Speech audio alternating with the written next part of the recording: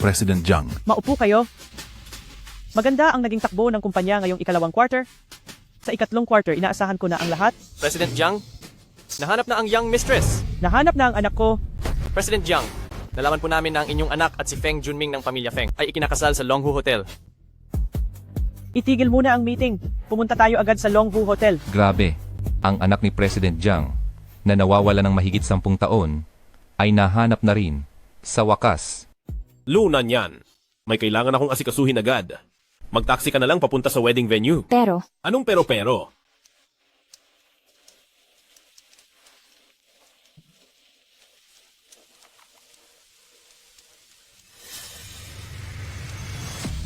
Maraming taon nang nawawala si Yan Yan. Hindi ko alam kung gusto pa niya akong kilalanin bilang ina. Kayo ang pinakamayamang tao sa buong bansa. Ano man ang gustuhin ng young mistress ay maibibigay niyo sa kanya at tiyak na matutuwa pa siya ng sobra. Tama ka riyan. Kasal ni Yan Yan ngayon at ibibigay ko sa kanya ang pinakaunang regalo. Ihanda mo na ang lahat at bigyan ng kumpanya ng pamilya Feng ng kontratang nagkakahalaga ng 800 bilyong piso. Ikinakasal ang young mistress sa Longhu Hotel sa tapat lang. Medyo traffic po sa unahan kaya iikot na lang tayo para makarating doon. Huwag na. Bababa na ako at lalakarin na lang para mas mabilis.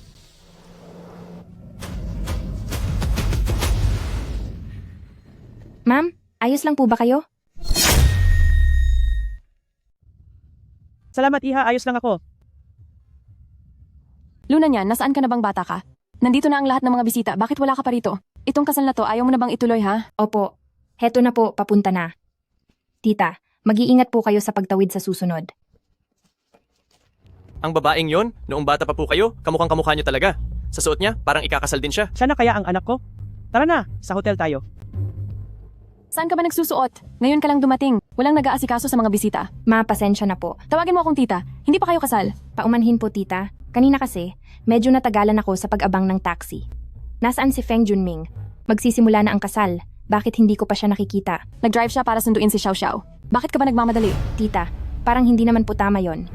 Ex-girlfriend ni Feng Junming si Bai Xiao. Sa araw mismo ng kasal, iiwan ang bride at susunduin ang ex-girlfriend? Ako ang nag-utos sa kanya. Ang aming Junming at si Xiao Xiao ay sabay na lumaki at magkababata. Kung hindi dahil sa pagiging malandi mo, ang dapat na magpapakasal ngayon ay silang dalawa. Kung ganoon pala, bakit pa itutuloy ang kasalang ito? Dahil lang yan sa naging maswerte ka at gustong-gusto ka ng aming Junming. Xiao-Xiao? Tara na. Kuya Ming, maaga pa naman. Bakit hindi? Amo na tayo magsaya sa mas exciting na paraan. Ang landi mo talaga? Ang bad mo. Inaakit mo ako sa mismong araw ng kasal ko? Hindi mo ba gusto? Gustong gusto ko. Si Luna niya na parang tuod. 3 taon na kaming magkasama pero ayaw magpagalaw. Sawang-sawa na ako sa kanya.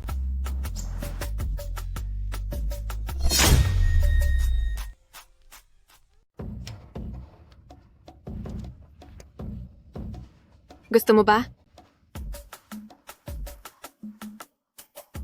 Ang kinis talaga. Huwag kang mag-alala. Aalagaan ko itong mabuti.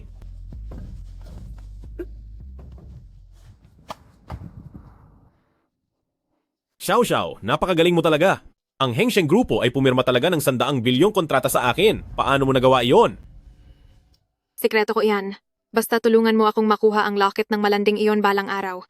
Sinisiguro ko na mas marami ka pang makukuha. Mabuti na lang. Ang matandang iyon sa bahay ay dating katiwala ni tagapamahala Jiang, kaya nalaman ko agad na ang locket ni Luna niyan ang tanda na hinahanap ni tagapamahala Jiang para sa kanyang anak.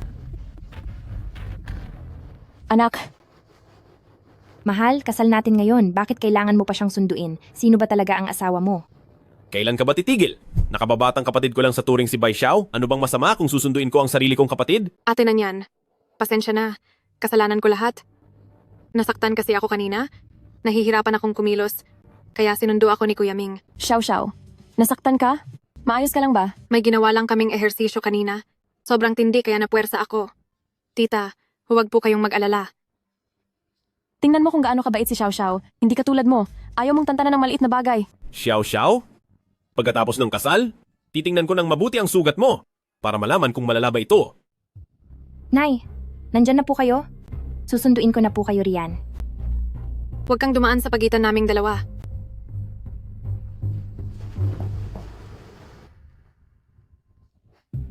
Umalis ka rito.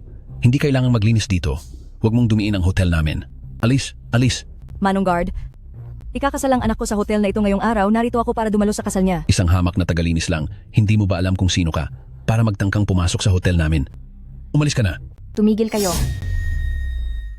Yan. Nay, ayos ka lang ba? Ayos lang si nanay, ayos lang. Bakit niyo sinaktan ng nanay ko? Pupunta ba talaga sila sa kasal? Ang baduy manamit. Anong sinasabi mo? Humingi ka agad ng tawad sa nanay ko.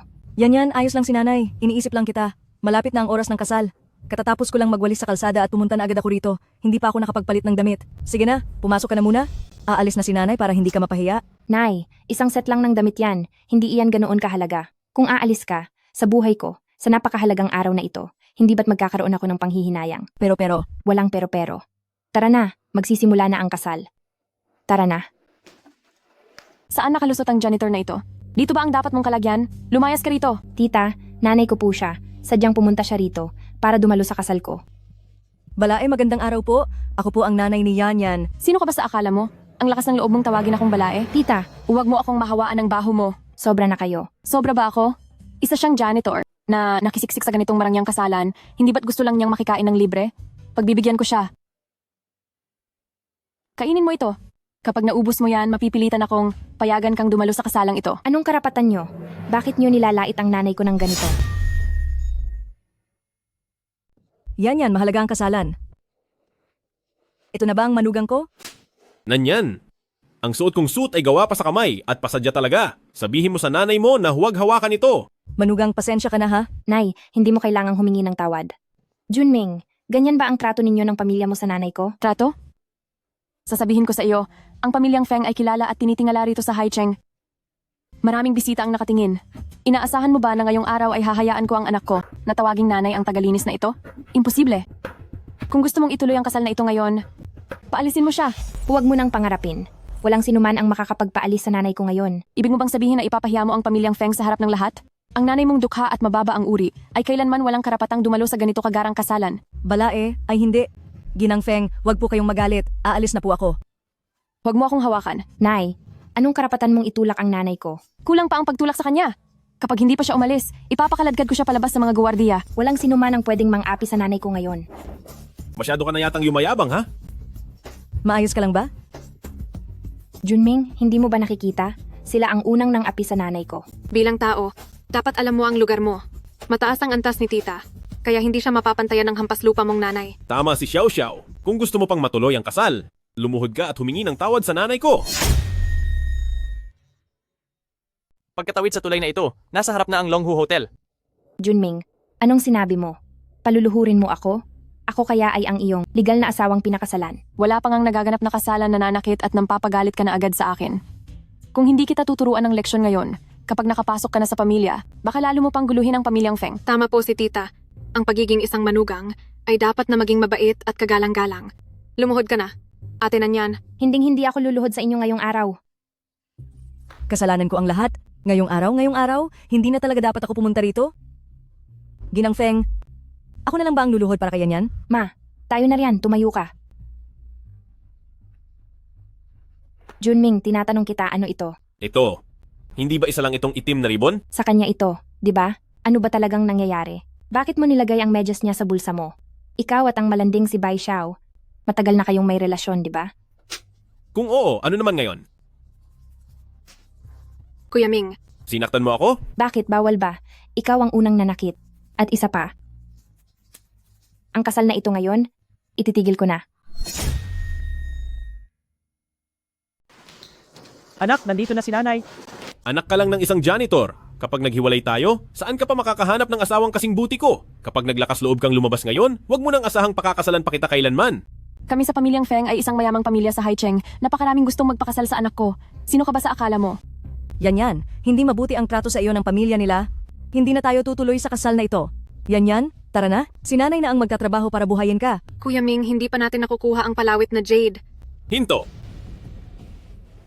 Dahil hindi na matutuloy ang kasal na ito, ang nanay mo na basta na lang pumasok sa banquet hall at nanggulo sa engagement party, pati na rin ikaw na nagtangkang sakta ng nanay ko. Hindi pwedeng palampasin na lang ang nangyaring ito. Pero siya naman ang unang nanakit. Ang nanay ko ay ang Ginang Feng ng Haicheng. Isang janitor lang siya. Ano naman kung saktan siya? Sapat na ba ang mga ito?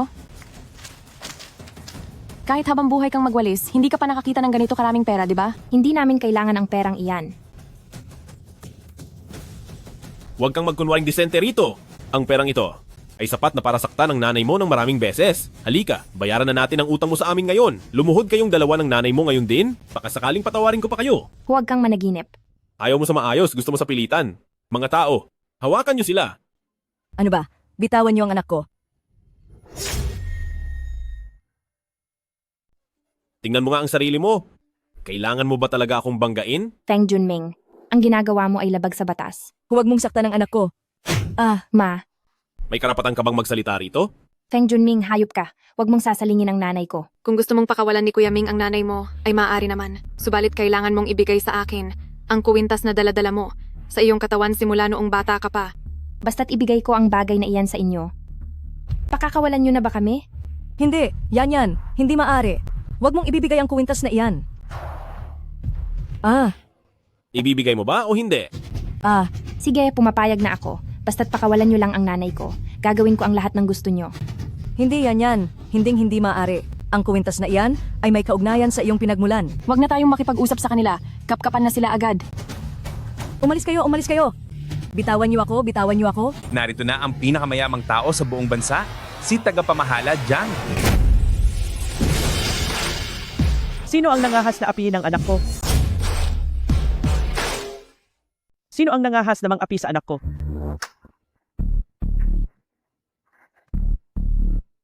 Alam na kaya ni tagapamahala Jiang na si Luna niyan ay anak niya? Itay, dahan-dahan sa pag-inom ng tsaa, mainit pa iyan.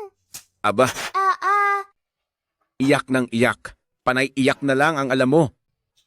Buong araw na akong talo sa sugal. Kasalanan mo. Itong malas ka. Nakakabwisit. Matitikman mo sa akin. Yan. Anong nangyari sa iyo?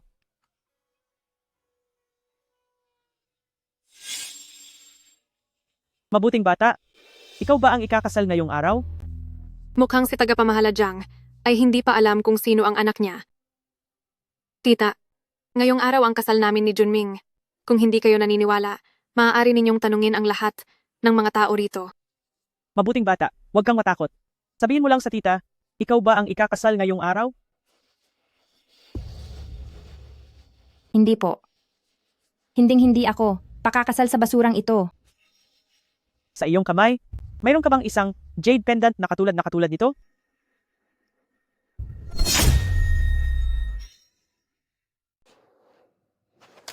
Nay, anong nangyari sa inyo? Bilisan nyo, dalhin nyo agad siya sa ospital. May nanay pala siya? Mukhang hindi talaga siya ang aking anak. Mabuting bata siya. Iniligtas niya ang buhay ko kanina. Tanungin mo siya kung gusto niyang magtrabaho sa Hengsheng Grupo. Opo, Talagang pumanig sa akin ang tadhana. Tagapamahala Jiang, kasal namin ni Xiao Xiao ngayon. Ang inyong personal na pagdalo ay isang malaking karangalan. Pasensya na at hindi namin kayo nasalubong agad. kayong mga walang kinalaman, pakiusap ay tumabi muna kayo. Ang aming tagapamahala Jiang ay may gustong itanong sa binibining ito. Ikakasal ka pala ngayong araw? Mayroon ka bang pendant na jade na katulad nito? Bakit mayroon po kayong pendant na jade na gaya ng sa akin? Nasaan ang pendant na iyon? Maaari ko bang makita ito? Ano po? Hindi ko po iyon dala ngayon. Bakit niyo po gustong makita iyon? Anak, ikaw nga ang aking anak. Sa loob ng maraming taon, sa wakas ay nahanap na rin kita. Babawi ang mama sa iyo. Ma, sabik na sabik din po ang anak niyo sa inyo. Luna niyan, ang lahat ng mayroon ka ay akin na lahat. Ma, kasalanan ko ang lahat. Kung hindi ko lang nagustuhan ang manlolokong si Feng Junming, hindi sana kayo nagdusa ng ganito. Yan. Wala kasing kakayahan ng mama. Hinayaan kitang magdusa. Hindi niyo po kasalanan. Sa loob ng maraming taon, may isang lihim ang mama na hindi sinasabi sa iyo. Sa totoo lang, ikaw, hindi ka tunay na anak ni mama. Noong pinulot kita noon, sa leeg mo ay nakasuot ang jade pendant na ito. Kaya naman, dapat mo itong ingatan ng mabuti para mahanap mo ang iyong mga tunay na magulang. Hindi, Ma. Ako ang tunay mong anak. Kailangan mong gumaling agad. Hindi pa kita lubos na napagsisilbihan. Ma! Anong nangyari sa inyo? Doc! Ano na po ang kalagayan ng mama ko? Matagal nang mahina ang katawan ng pasyente at ngayon ay nagtamo pa siya ng malubhang pinsala, kasama pa ang matinding emosyon na nagdulot ng komplikasyon sa angina. Hindi maganda ang sitwasyon niya. Wala na po bang ibang paraan? Sa sitwasyong ito, kailangang ilipat ang pasyente sa intensive care unit. Subalit, baka maging medyo mataas ang mga gastusin. Walang problema. Basta mailigtas ang nanay ko. Ako na ang bahala sa usapin ng pera. Binibining Lu, nais kayong imbitahan ni tagapamahaladyang sa Hengsheng Grupo na may suweldong 400,000 piso bawat buwan. Payag ba kayo? Payag ako. Kaya pala biglang pumirma ang Hengsheng Grupo ng proyektong nagkakahalaga ng daan-daang bilyon sa akin. Dahil pala ito kay Xiao Xiao. Xiao Xiao, ikaw talaga ang swerte ko? Xiao Xiao, hindi ko talaga akalain na anak ka pala ng pinakamayamang si tagapamahala Jiang. Sabi ko na nga ba, ang batang ito mukhang napakarangal ng pagkatao. Hindi nga ako nagkamali. Hindi naman. Ngayon ko lang din nalaman ang tungkol sa tunay kong pagkakakilanlan. Xiao Xiao, laro lang ang lahat sa amin ni Luna niyan noon? Dapat ay alam mo iyon. Ikaw lang naman ang palagi kong mahal. Siyempre alam ko. Kaya lang, kapag hinanap ka uli ni Luna niyan, dapat ay sabihin mo agad sa akin. Huwag kang mag-alala. Lahat ng kilos niya, sasabihin ko sa iyo.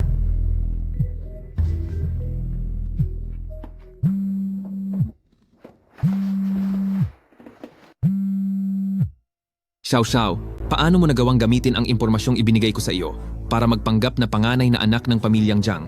Manahimik ka. Kung hindi ka lang sana inutil at hamak na dating mabahong mayordomo lang ni tagapamahala Jiang, kailangan ko pa bang gawin ang mapanganib na hakbang na ito? Pero wala sa iyo ang jade na palawit at balat para makilala ka. Kapag nalaman ito ni tagapamahala Jiang, anong gagawin natin? Kunin mo para sa akin ang jade na palawit at pagkatapos ay gumawa ng peking balat. Saka natin patayin si Luna niyan. Sa paraang ito, hinding-hindi na niya ito malalaman. Design ba ang kinuha mong kurso sa kolehiyo? Tamang-tama, kailangan pa namin ng 2 designer.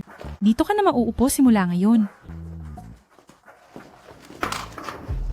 Anong ginagawa mo? Sino ka ba sa akala mo? Nangahas ka pang harangan ng daan ni Senyorita. Senyorita.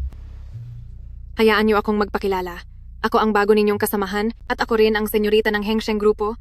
Bai Xiao, kailan ka pa naging senyorita ng Hengsheng Grupo? Bakit hindi ko alam ito? Senyorita, magkakilala pala kayo?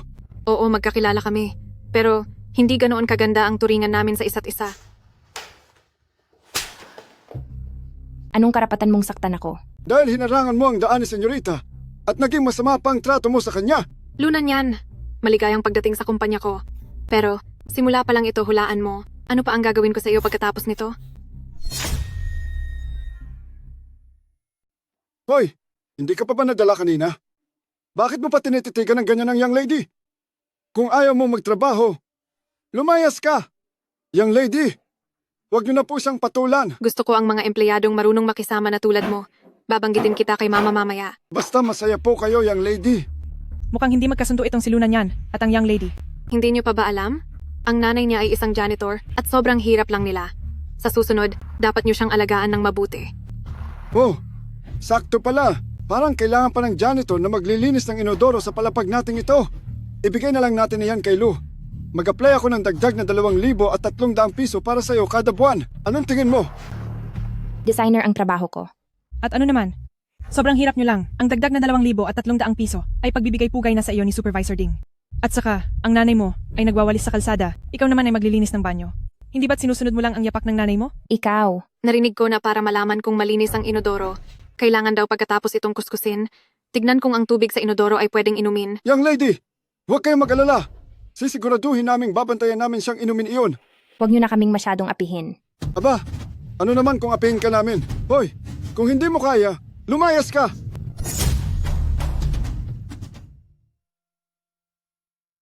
Wala kang karapatang palayasin ako. Bakit?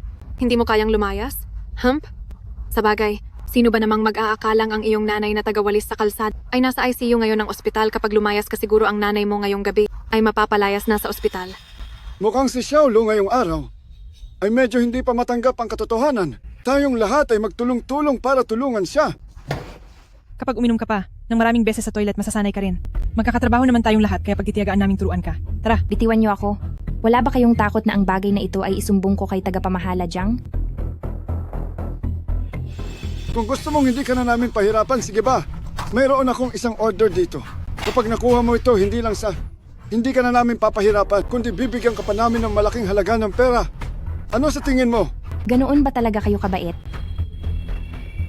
Kailan darating ang deposito? Pagkatapos mo magawa ang order, makukuha mo na yon sa loob ng 1 linggo. Sige, pupunta ako. Tagapamahala ding ang lupit mo talaga. Itong si tagapamahala Huang ay hindi isang madaling tao. Balita ko ang lahat ng babaeng katrabahong nakasama niya ay walang naging maganda ang kinahinatnan. Hanggat nasiyahan kayo, binibini. Ang maliit na teknik na ito ay wala lang yan. Magaling ang ginawa mo. Magaling din ang ginawa mo. Tama po kayo, tagapamahala din.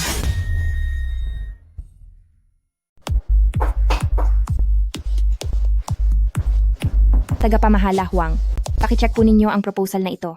Seryoso po ang aming kumpanya sa inyo. Xiaolu, tama ba? Maganda ang babaeng ito?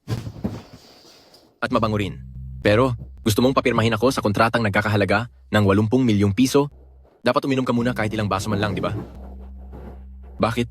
Natatakot ka bang may hinalo ako sa alak? Kung hindi mo ako pinagkakatiwalaan, paano tayo makakapag-usap tungkol sa negosyo?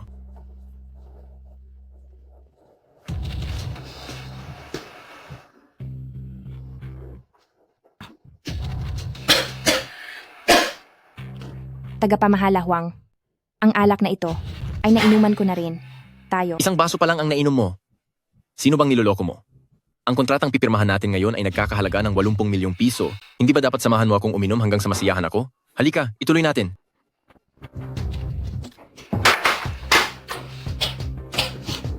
Tagapamahala Huang, hindi ko na talaga kayang uminom pa. Pwede na po ba nating pirmahan ang kontrata? Sasabihin ko sa iyo ang totoo. Kung gusto mong mapirmahan ang kontrata, pwede naman, pero kailangan mo muna akong samahan sa kama kahit isang beses lang. Haha. Bitawan mo ako. Hindi ako ganoong klaseng babae. Kapag lumapit ka pa, huwag mo akong sisihin sa gagawin ko. Walang hiyang babae ka. Huwag ka nang magpanggap. Gusto mong pirmahan ang kontrata, pero ayaw mong magbayad ng kahit na anong kapalit? Pakawalan mo ako. Hindi ko napipirmahan ang kontratang ito. Ngayon mo pa gustong tumakas? Huli na ang lahat. Bitawan mo ako. Bitawan mo ako. Bitiwan mo ako. Pakawalan mo ako. May naririnig ka bang ingay?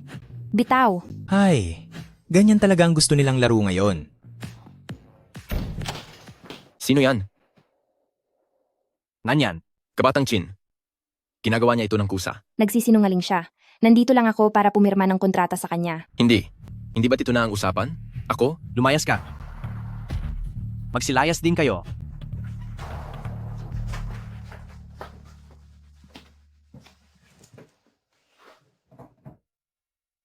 Bakit ka nandito? Kailangan kong mapirmahan ang kontratang ito. Na ospital ang nanay ko, kailangan ko ang perang ito. Pwede kong pirmahan ang kontrata sa iyo. Kabatang Chin, nakasalubong mo ba ang dati mong apoy? Pwede ka na ring umalis. Sabihin mo nga sa akin, pagkatapos nating maghiwalay, bakit naging ganito kahirap ang buhay mo?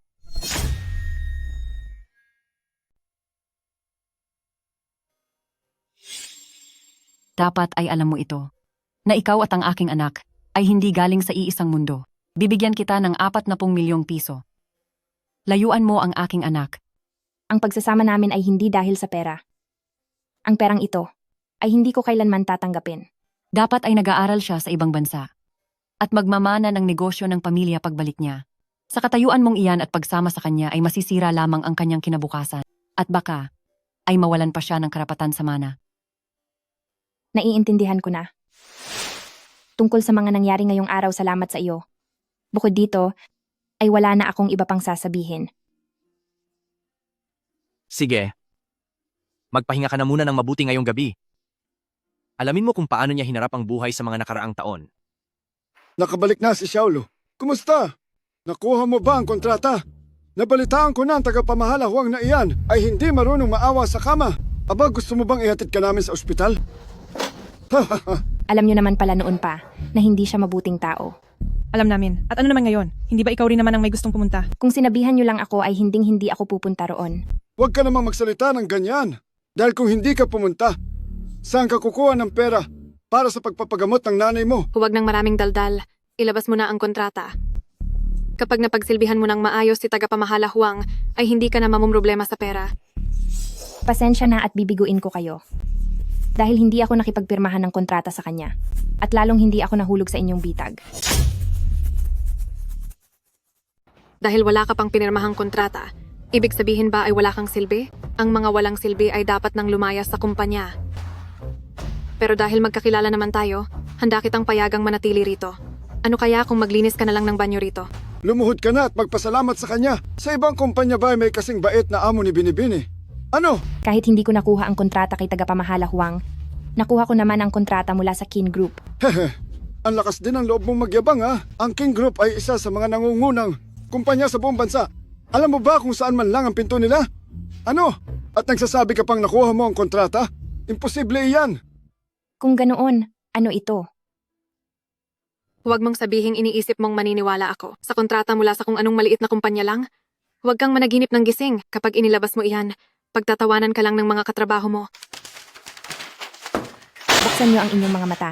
Tingnan niyo itong mabuti. Ano ito? Kontrata nga talaga ito mula sa Kin Group. Posible kaya na nakuha nga ni Luna niya ng kontrata sa Kin Group? Siguradong gumamit siya ng peking selyo para lokohin tayo. Ikaw na walang kahit na ano. Paano namang mangyayari? Nakapirma ka ng kontrata sa King Group. Ano? Kung totoo o hindi. Malalaman niyo rin kapag sinuri niyo iyan. Totoo ba talaga?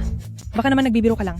Nabalitaan ko na may nakakuha raw ng kontrata mula sa Kin Group sa departamento nyo ngayong araw. Ma, hindi ko akalaing malalaman niyo ang maliit na bagay na ito. Tama po kayo, ako ang nakakuha ng kontratang iyan. Talaga ba, Xiao Xiao? Napakahusay mo pala sa trabaho. Pero ako ang pumirma sa kontratang iyan.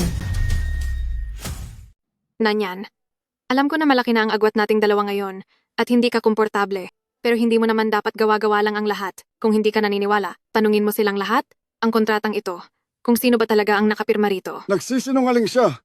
Ang kontratang ito ay ang panganay na Binibini mismo ang pumirma. Tama. Alam nating lahat ang tungkol dito. Luna niyan ay naiinggit lang sa talento ng panganay na Binibini. Bakit kayo nagsisinungaling? Ang kontratang ito ay malinaw na ako ang kumuha. Isa kang sinungaling. Sa harap ni tagapamahala Jiang. Hindi ka pwedeng basta-basta magsalita rito. Tagapamahala Jiang, kailangan niyo po akong paniwalaan. Hindi po ako nagsisinungaling. Lumayas ang sinungaling. Tama na. Naku ina, huwag niyo na pong sisihin si Nanyan. Tutal siya naman ang nagligtas sa buhay niyo at saka sa kumpanya. Hindi lang minsan o 2 beses siyang naging arugante. Pinayagan kitang magtrabaho rito sa kumpanya. Hindi para maghari-harian ka rito. Ay nanay, nakuha ko na. Ang laking kontrata nito. Ano pong pabuya niyo sa akin? Itong batang ito talaga. Zhang Qing, Opo, mag-utos ka. Maghanda ng selebrasyon para sa senyorita. Dapat dumalo ang lahat ng empleyado. masusunod po. Nanyan, ikaw ang nagligtas sa buhay ni nanay. Hindi kita sisisihin sa pagkakataong ito. Para sa selebrasyong ito, inaasahan kong pupunta ka rin. Hindi ako pupunta. Pwedeng hindi ka pumunta, pero iyong nanay mong dukha. Kung makakapanatili pa ba siya sa ospital? Ano bang pinag-uusapan nyo riyan? Ay nanay, nakikipag-ayos lang ako kay Nanyan dahil alam kong ayaw mo rin na maging sobrang tensyonado kami. Hindi ba Nanyan? Pupunta ako sa selebrasyon. Sa tingin mo ba nagkamali ako ng tingin sa tao? Ang batang sinanyan, paano niya nagawang gawin ang ganitong bagay ngayong araw? Baka po hindi naman kayo nagkamali. Anong ibig mong sabihin? Pinagdududahan mo ba na ang nagsisinungaling ay ang sarili kong anak? Iniisip ko lang, noong unang beses nating makita, si Nanyan, nakasuot din siya ng kasuotang Xiuhe. Higit sa lahat, hanggang ngayon ay hindi pa rin ipinapakita ng senyorita ang Feng Bayo na magpapatunay sa kanyang pagkakakilanlan. Ang ibig mong sabihin, posibleng hindi ko anak si Bai Xiao? Baka gusto niyo pong magpa-DNA test?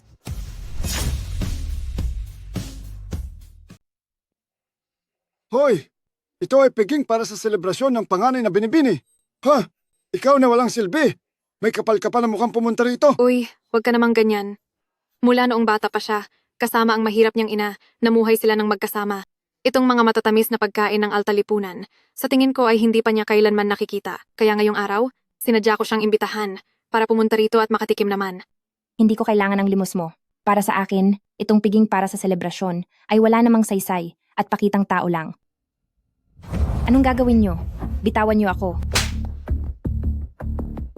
Ang mga bagay na ibinibigay ko sa'yo, kakainin mo ito sa ayaw at sa gusto mo. Masarap ba? Bakit? Hindi mo pa ba nakakain ang ganito kasarap na pagkain? Masyadong nagmamadali na bilaukan ka tuloy?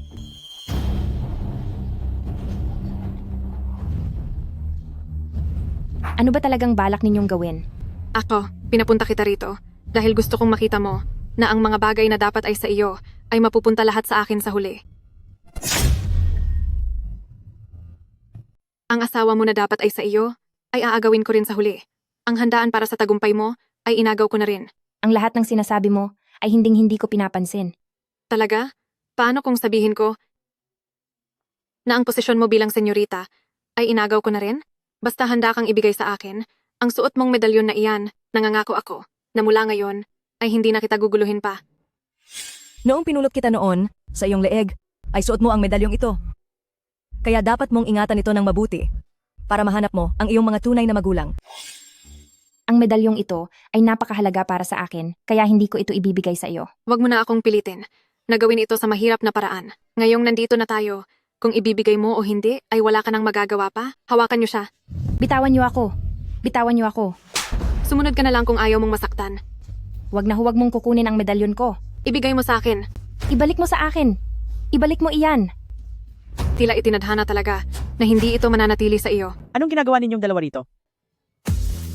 Tagapamahala Jiang, nakikiusap po ako. Tulungan niyo po ako. Bai Xiao, inagaw niya ang aking medalyon. Nay, silunan yan talaga. Pilit na inaagaw ang pendanteng jade ko. Anong pendanteng jade? Ipakita mo sa akin. Feng Bayu? Iyan nga iyon. Akin ang pendanteng jade na iyan. Nagsisinungaling ka. Ang pendanteng jade na ito ay orihinal na sa akin. Lahat ng taong narito ay kayang magpatunay para sa akin. Ikaw ang pilit na umaagaw sa pendanteng jade ko. Nay, kailangan niyo po akong paniwalaan. Ito ang pendanteng jade ng anak ko. Nay, alam ko na. Paniniwalaan niyo ako. Ibigay niyo na sa akin. Ang pendanteng jade na ito ay talagang sa akin. Ang nanay ko, noong napulot niya ako bata pa lang, ay suot-suot ko na ito. Napulot ka lang? Opo. Noong 5 taong gulang ako, napulot ako ng kasalukuyan kong nanay. 5 taon?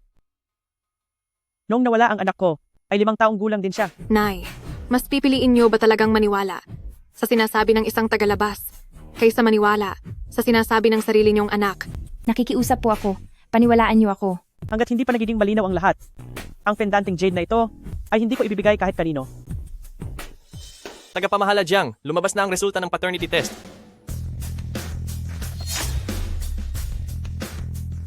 Ang sinusuring si Bai Xiao at ang kliyenteng si Jiang Yingqiu ay kumpirmadong mag-ina. Tagapamahala Jiang, hindi po ako nagsisinungaling sa inyo. Napakahalaga po ng jade pendant na ito para sa akin. Tama na.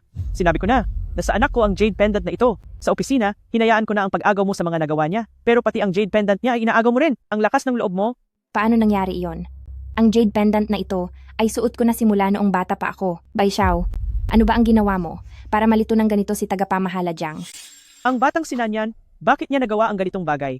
Gusto niyo po bang magpa-DNA test? Hello, may ipapagawa ako sa iyo. Ma, anong DNA test? Hindi ba kayo naniniwala na ako ang tunay ninyong anak? Oo, pasensya na anak. Matapos ang lahat para mahanap ka, nagduda pa si mama sa iyo. Hindi na ito mauulit sa susunod. Ma, hindi ko kayo sinisisi. Pero paulit-ulit akong tinatarget ni Luna niyan, natatakot ako na sa hinaharap ay gagawa pa siya ng masama sa akin. Huwag kang matakot. Bibigyan kita ng hustisya. Ano ang gagawin ninyo? Hinding-hindi mo dapat ginawa. Ang pang-aapi sa kaisa-isang anak ko na matagal kong hinanap. Nay, wag na lang kaya? Kahit na hindi ko alam kung bakit kinuha ni ate na niyan ang aking pendant na jade at kung ano ang balak niyang gawin. Pero hindi naman siya nagtagumpay, hindi ba? Bai Xiao, wala ka bang hiya? Ang pendant na jade na ito ay ang tanging alaala para mahanap ko ang aking mga tunay na magulang. Bakit pati ito ay gusto mong agawin? Tama na. Kaya pala iniisip ko kung bakit ninakaw mo ang pendant ni Xiao Xiao. Iyon pala ang binabalak mo. Wala akong pakialam kung saan mo man iyan narinig. Ang iyong mga plano ay tiyak na mabibigo lang. Hindi mo ako maloloko. Hindi ko maintindihan ang sinasabi nyo. Ang alam ko lang, wala akong ginawang masama. Ate na niyan, bakit ba ang tigas ng ulo mo? Kung gusto mo na lumuhod at humingi ng tawad sa akin, ay maaari kong pakiusapan si mama na patawarin ka muna ngayon. Xiao Xiao, napakabait mo talaga. Matapos kitang mahanap muli, ay hindi ko hahayaan na kahit sino ang umapi sa'yo. Naririnig mo ba ako? Lumuhod ka at humingi ng tawad sa anak ko. Kung hindi ay babaliin ko ang mga kamay mo. Hinding-hindi ako luluhod at lalong hindi ako hihingi ng paumanhin sa isang bagay na hindi ko naman ginawa. Ang tigas pa rin ng loob mo? Ang pendant na ito ay sa anak ko at ito ay isang kayamanang walang katumbas. Mga tauhan, hawakan niyo siya. Bitawan niyo ako. Bitawan niyo ako. Ikaw ba mismo ang luluhod at uumpog ng iyong ulo? O gusto mong utusan ko silang gawin iyon para sa iyo? Hindi ako nagsisinungaling. Ikaw ang nabulag. Bai Xiao, lalabas at lalabas din ang katotohanan. Darating ang araw, pagbabayaran mo rin ang lahat ng iyong ginawa. Ma, sinusumpa niya ako. Natatakot ako. Huwag kang matakot. Ipagtatanggol kita. Opo. Mukhang Hindi mo alam kung gaano kahalaga ang anak ko sa aking puso. Hindi ko hahayaang siraan siya ng kahit na sino. Bugbugin niyo siya hanggang sa matauhan siya.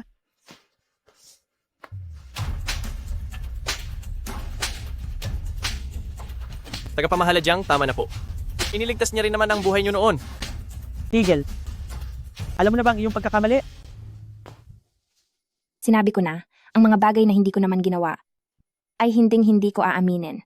Dahil diyan, kailangan ko na namang turuan ng leksyon si ate. Ipagpatuloy ang pagpalo sa kaniya. Bugbugin siya hanggang sa lumuhod siya at humingi ng tawad. Tigil!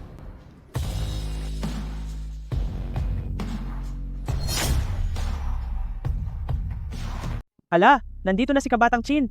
Pasensya na po at hindi ko kayo agad nasalubong ng maayos. Ano po ang maipaglilingkod ko sa inyo? Nandito ako para isama siya. Binastos niya ang anak ko. Kung isasama mo siya, parang hindi naman ata tama iyon? Nagbibiro siguro si tagapamahala Jiang. Kahit pa may nagawa siya sa anak mo, narito ako para protektahan siya at wala kayong karapatan na pagtulungang apihin siya. Kabatang Kin, huwag na huwag kang magpapaloko sa kanya. Dahil siya naman talaga ang nagnakaw ng gamit ko. Kaya naman pinaparusahan lang namin siya. Wala talaga akong ginawa. Naniniwala ako sa iyo. Tabi, Kabatang Chin, hindi ka ba natatakot na kalabanin ang pamilyang Jiang? pamilyang Jiang, wala ka pang karapatan na isang batang paslit para magdesisyon. Ang gusto ng anak ko ay gusto rin ng pamilyang Jiang. Harangan siya. Kabatang Chin, ayaw ka naming maging kaaway. Luna niyan, kailangan mong maiwan dito. Problema ko po ito. Huwag mo na akong intindihin. Huwag kang magsalita ng ganyan. Simula ngayon, hindi na kita pababayaan. Tagapamahala Jiang, gusto niyo ba talagang maging kaaway ng pamilyang Chin? Haha. Kabatang Kin, nagwala ka pa talaga ngayong araw para lang sa isang babae. Hindi ka ba natatakot sa mangyayari? Na makatanggap ng paghihiganti mula sa pamilyang Jiang? Maaari mong subukan. Sa tingin ko ay hindi gusto ni tagapamahala Jiang na makipag-away sa pamilyang Qin at pareho lang tayong mapahamak, di ba? Paalisin sila.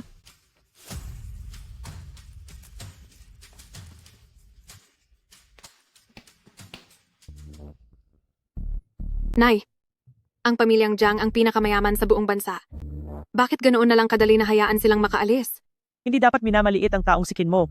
Noong 20 anyos pa lang siya ay nasa ibang bansa na siya at nagtayo na ng sarili niyang imperyo sa negosyo. At ngayon ang mga negosyo niya ay unti-unti nang lumalago dito sa bansa. Kapag kinalaban natin siya ay wala itong maidudulot na mabuti sa ating pamilyang Jiang. Masakit ba? Medyo. Dadalhin kita sa ospital. Sabi ng doktor, ay wala namang malalang nangyari sa iyo. Magpahinga ka na lang ng mabuti pagkatapos nito. Salamat sa iyo. Iniligtas mo na naman ako.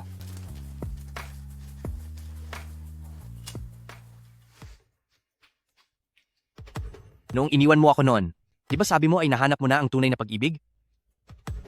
Bakit ganito kahirap ang kalagayan mo ngayon? Kin mo, maghiwalay na tayo. Nanyan, huwag ka namang magbiro ng ganyan. Hindi ako nagbibiro. Nalaman ko na si Feng Junming ang tunay kong mahal. Sige, naiintindihan ko na. Nanyan? Kahit na umaarte lang tayo ngayon, pero gusto talaga kita. Maaari mo ba akong bigyan ng pagkakataon? Nakaraan na ang lahat ng iyon. Ang tunay na mahal mo na iyan ay isang manloloko lang. Kailangan mo pa talagang masaktan bago ka matauhan. Hayaan mo akong maglaro ng kaunti. Mag-ingat ka lang, baka masunog mo ang kama. Hindi ko iyon gagawin. Gusto mo bang? Sumubok muli kasama ko?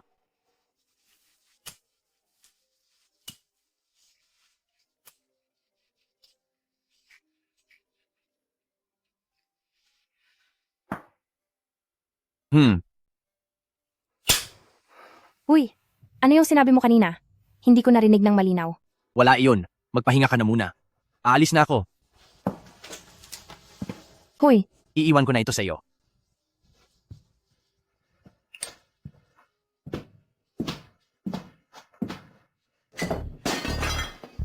Senyorita? Magsalita ka. May isang ginoong nagnangalang Feng sa labas ng villa na gustong makipagkita. Sinasabi niyang siya ang iyong mapapangasawa. Paalisin mo siya. Sino na ba ako ngayon sa tingin mo? Akala ba niya ay mapapantayan niya ako? Opo. Sandali lang. May silbi pa siya, papasukin mo siya. Wow! Xiao Xiao! Talagang napakayaman ng pamilyang Jiang. Napakagarbo ng dekorasyon dito. Pumunta ka ba rito para lang sabihin yan? Pulutin mo ito at ibigay sa akin. Sige, sige. Hehe, Xiao! Ilang araw tayong hindi nagkita, hindi na ako makatulog dahil sa kaiisip sa iyo. Hindi na tuloy ang kasal natin noon. Kailan ba natin ito uulitin? Natatandaan ko, ang babaeng dapat mong papakasalan noon ay si Luna niyan bago mo ako naging kapalit. Ahahaha! Xiao, huwag ka namang magselos. Ang babaeng yan na si Luna niyan, hindi siya karapat-dapat. Xiao, huwag kang mag-alala. Sa susunod, ipaghahanda kita ng isang kasal na mas magarbo kaysa sa kasal na yon. Sige ba? Kung ganoon, bakit hindi mo ipakita ang katapatan mo? Ano sa tingin mo? Ano ang gusto mong gawin ko? Napakadali lang. Basta't kaya mong maging malupit para kalabanin si Luna niyan, maniniwala na ako na tapat ka sa akin. Napakadali lang yan. Sinisiguro kong masisiyahan ka. Dahil diyan, ang walang kwentang ina ni Luna niyan ay kasalukuyang nasa ospital. Alam mo naman ang ibig kong sabihin, di ba? Sige. Gagawin ko ng maayos ang lahat.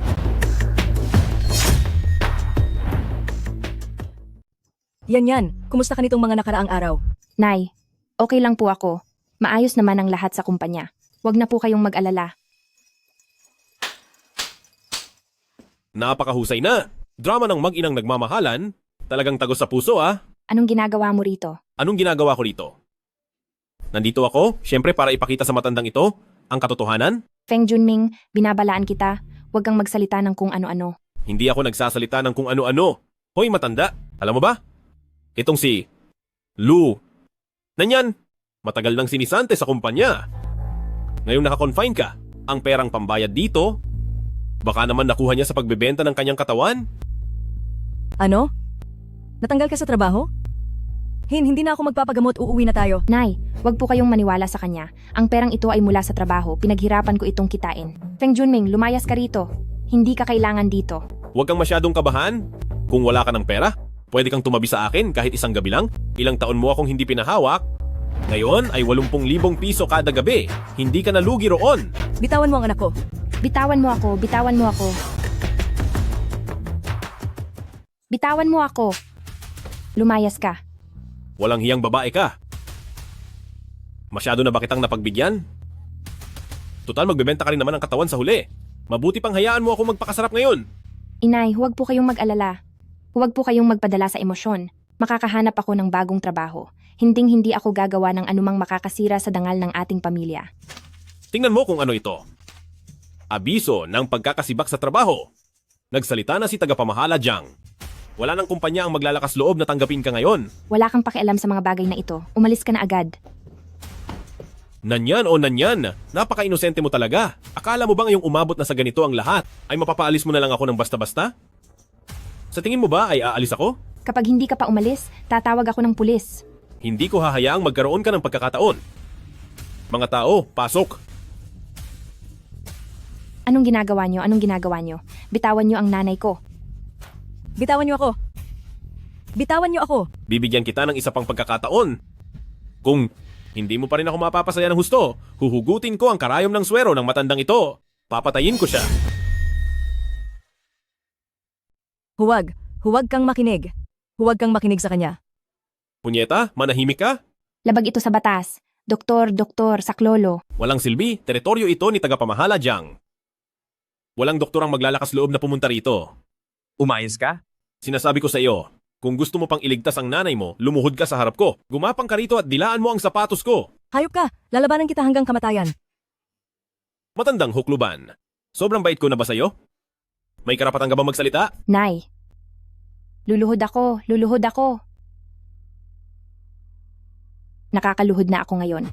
Maaari mo na bang pakawalan ng nanay ko? Hindi sapat ang pagluhod lang. Sabi yan ng Kuya Ming namin. Dapat gumapang ka rito. Bibigyan kita ng pagkakataon. Dilaan mo lang ng maigi ang sapatos ko rito at papakawalan kita. Anong tinitingin-tingin mo? Sige na, hindi ba humihingi siya ng tulong sa'yo? Bitiwan mo siya. Bitiwan mo ako. Bitiwan mo siya. Sino ka ba sa tingin mo? Bata, binabalaan kita. Huwag kang makialam dito.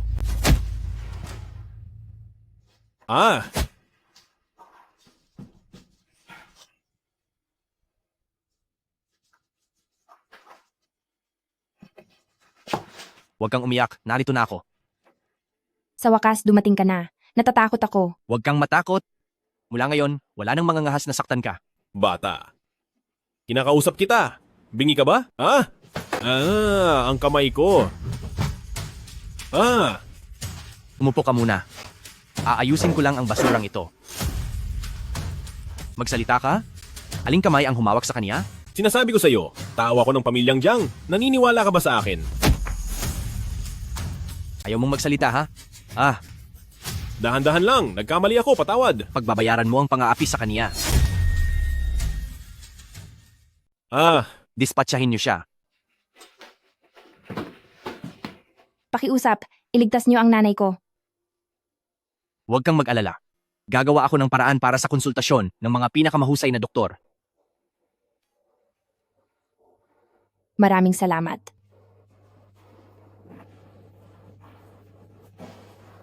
Paano mo ba talaga kinalaban ang pamilyang Jiang? Bakit ba nila patuloy na inaapi ng ganito? Hindi ko rin alam. Noong araw ng kasal, sinubukan ni Bai Xiao na agawin ang aking jade pendant. Sa huli, kinilala siya ni tagapamahala Jiang at hindi rin niya ako tinigilan kailanman. Jade pendant? Magpapadala ako ng mga tao para mag-imbestiga. Dito ka muna tumira sa bahay ko sa ngayon. Para mas ligtas. Hindi ba ito magiging sobrang abala sa iyo? Gusto mo pa bang maulit ang ganitong pangyayari? Kung ganoon, pasensya na sa abala. Ibigay mo sa akin ang cellphone mo. Kapag nasa panganib, tawagan mo ako agad.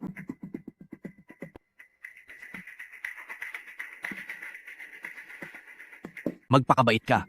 Huwag mo akong hayaang mag-alala sa iyo.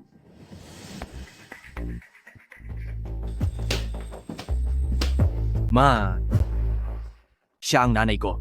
Mabait siyang tao, kaya huwag kang mailang. Matagal na tayong hindi nagkita. Binibining Lu. Magkakilala kayo? Ang girlfriend mo noong kolehiyo? Anak, syempre alam ko. Magandang araw po, auntie. Ma, mahiyain si Nanyan. Huwag mo siyang tatakutin. Ikaw talagang bata ka. Natatakot ka bang kakainin ko siya? Huwag kang mag-alala, alam ko ang ginagawa ko.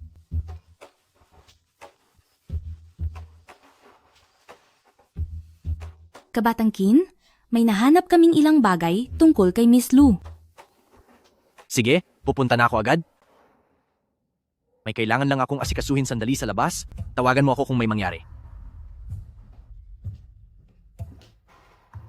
Natatandaan ko. Sinabi mong hindi mo naguguluhin si Amo. Bakit mo siya kinukulit ulit ngayon? Gusto mo bang makasali sa mayamang pamilya? Auntie, pasensya na po. Nagkaroon lang po ako ng kaunting problema. Alam ko ang tungkol sa iyo. Kinalaban mo ang pamilyang Jiang at ngayon pati si Amo ay nadamay na sa pakikipag-away sa pamilyang Jiang. Alam mo ba, dapat ay ikakasal ang ating si Amo sa panganay na anak ng pamilyang Jiang. Pasensya na po. Ano namang magagawa ng pasensya mo? Kung talagang para sa ikabubuti niya ang iniisip mo, dapat ay lumayo ka sa kanya. Magkaiba ang mundo ninyong dalawa. Aalis na po ako ngayon. Huminto ka. Kung aalis ka ngayon, gusto mo bang sadyang sisihin ako ni Amo? Umalis ka na lang pagkatapos ng ilang araw.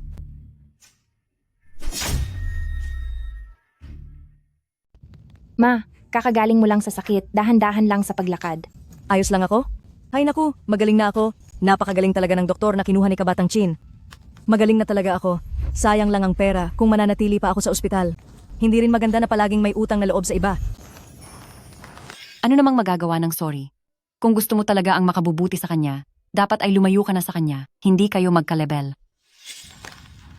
Ma, makakahanap pa rin ako ng trabaho. Huwag po kayong mag-alala. Hindi nag-aalala si Mama. Alam ko na ang ating Nanyan ay ang pinakamabait na anak. Hindi baling hindi makapasok sa malaking kumpanya. Pwede naman tayong pumunta sa maliliit na kumpanya.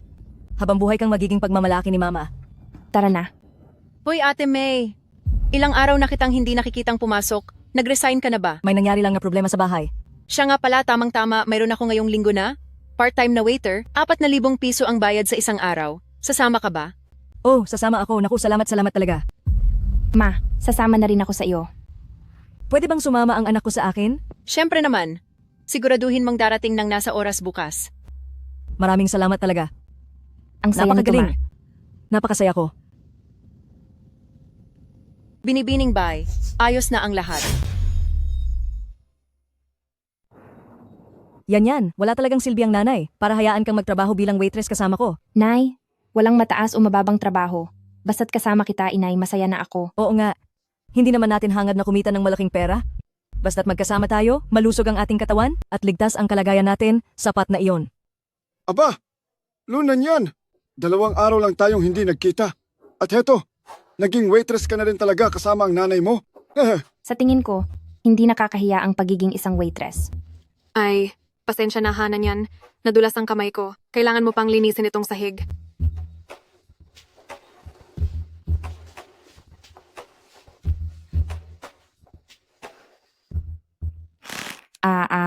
Alam mo ba ang mga patakaran?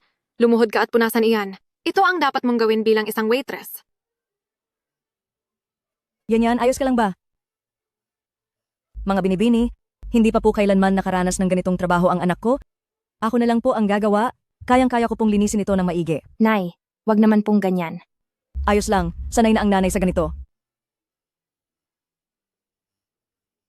Ay, pasensya na Hanan yan. Nadulas na naman ang kamay ko. Kailangan mo pang bumaba mismo doon para pulutin ang pulseras ko.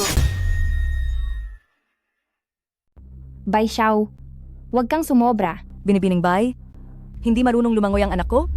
Maari po bang iba na lang ang piliin ninyo? Sige, kung hindi siya pupunta, ayos lang. Pero ikaw ang pumunta. Di ba paborito mong ipagtanggol ang anak mo? Nay, hindi na natin kailangan ang perang ito. Maghanap na lang kayo ng iba. Uy, bakit? Aalis ka na agad ngayon? Hindi iyan ganoon kadali. Kung hindi marunong lumangoy, kaya naman naming sanayin ka. Huwag ninyong sasaktan ang anak ko. Matandang hukluban! Lumayo ka rito! Bitawan ninyo ang anak ko. Bitawan ninyo ang anak ko. Gustong-gusto mo talagang ipagtanggol ang anak mo, ha? Sige, pagbibigyan kita. Halika rito. Yan.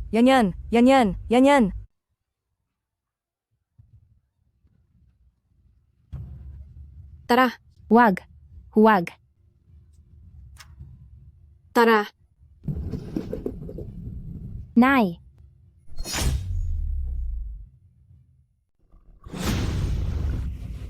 Naubo ka siguro matanda ka? Sino ang nagsabi sa iyong banggain ako? Iyan ang mapapala mo sa pagbangga sa akin. Hindi ko kailanman hahayaang saktan niyo ang anak ko. Sige lang, ituloy nyo. Nay, Huwag kang malikot! tulungan niyo ang nanay ko. Anong ginagawa nyo? Ano ba talaga ang ginawa nila para tratuhin nyo sila ng ganyan? Dadalhin kita sa ospital. Tagapamahala, Jiang! Kanina po ang mag-inang ito ay naging bastos sa ating senyorita. Sinubukan pa nila magnakaw ng gamit niya. Wala na po talaga kaming nagawa. Kaya pinarusahan namin sila ng kaunti para maturuan ng leksyon. Nay, lumalambot na naman ba ang puso nyo? Ang matandang ito kanina ay gustong itulak ako sa tubig at pati na rin ang kamay ko ay sinaktan niya. Xiao. Maayos ka lang ba? Tumawag kayo agad ng doktor. Ang anak ko na hirap kong nahanap, na iniingatan ko ng husto, at parang hiyas sa paningin ko, tapos nagawa mo pa siyang saktan. Mga tauhan, ipagpatuloy ang pagpaparusa sa kaniya. Usahan mo siya. Ayaw ko. Nay. Lumuhod ka! Ikaw na, matandang ito. Ayaw ko. Uulitin mo pa ba? Nagnakaw ka ng gamit ng binibini.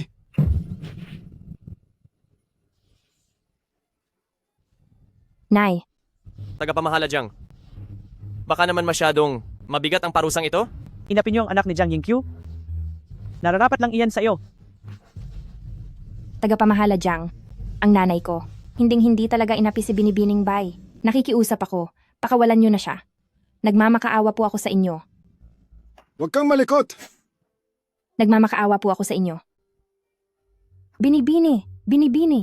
Talagang alam na po naming nagkamali kami. Nakikiusap po ako sa inyo, pakawalan niyo na ang nanay ko. Pwede ko namang pakawalan ang nanay mo, pero ikaw ang dapat tumanggap ng parusa para sa kanya. May lakas ka ba ng loob?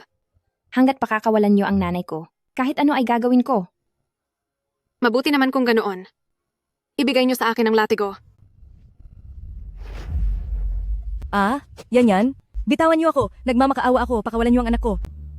Matandang ito, lumayo ka sa akin. Dinumihan mo ang sapatos ko. Kaya mo ba itong bayaran? Nagmamakaawa ako sa inyo. Parang awa niyo na. Iligtas niyo ang anak ko.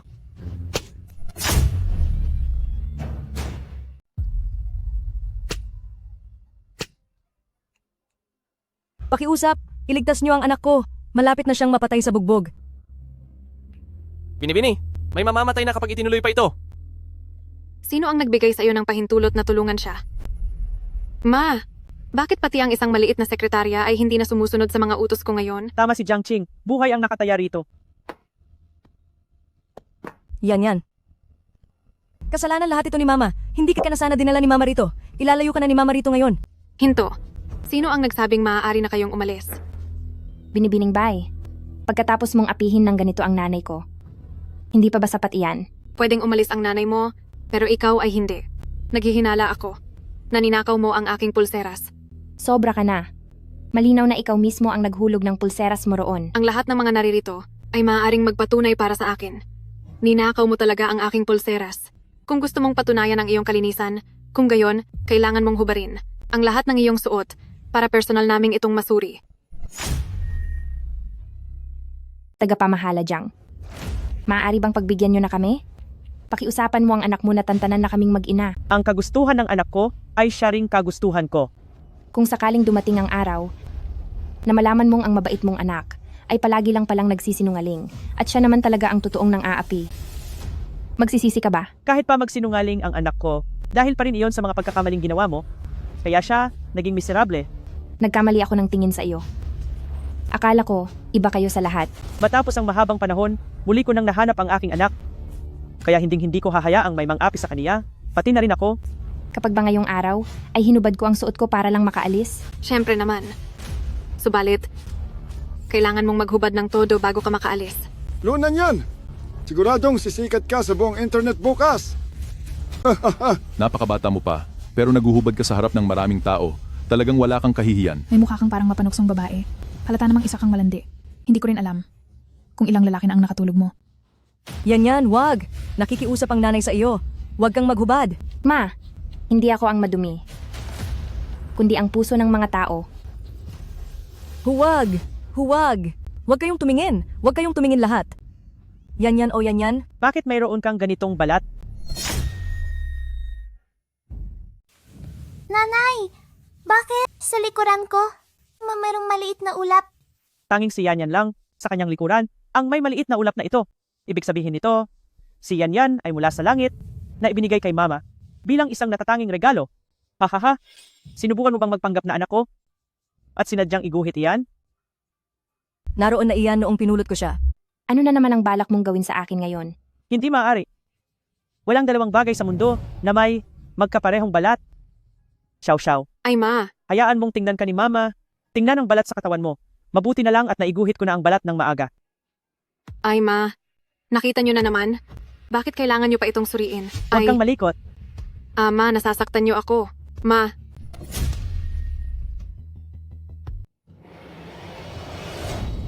Hindi ka ang anak ko?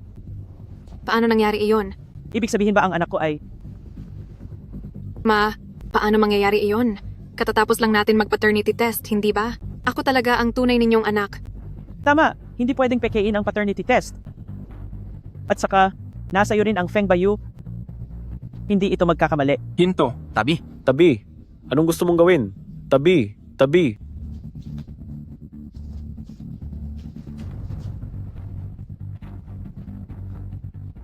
Tagapamahala Jiang.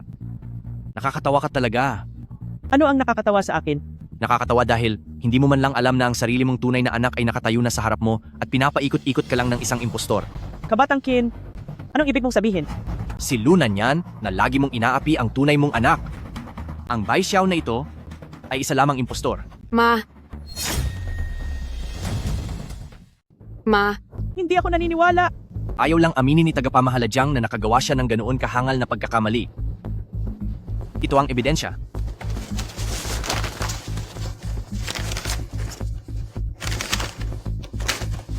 Paano nangyari iyon? Hindi. Ma, huwag kang maniwala sa kanila. Siguradong kasabwat sila ni Luna niyan at magkakampi sila. Ang mga ebidensyang ito ay gawa-gawa lang nilang lahat. Kung hindi naniniwala si tagapamahala Jiang, ay maaari tayong magpa-paternity test muli. Pero sa pagkakataong ito, kailangan mong bantayang maigi ang ulat para hindi na ito mapakialaman ng iba muli. Hindi ako papayag. Ma, hindi ako papayag. Hindi ba't nangako kayo na hindi nyo na ako muling pagdududahan? Tagapamahala Jiang, may isa pa pong paraan ngayon. Iyon ay ang pagsubok sa pamamagitan ng dugo. Ito ang aming pamilyang Jiang na palamuting Jade na pamana pa ng aming mga ninuno. Tanging ang mga tunay na kadugo lamang ang makakapaglabas ng kakaibang liwanag nito. Chow chow. Subukan mo.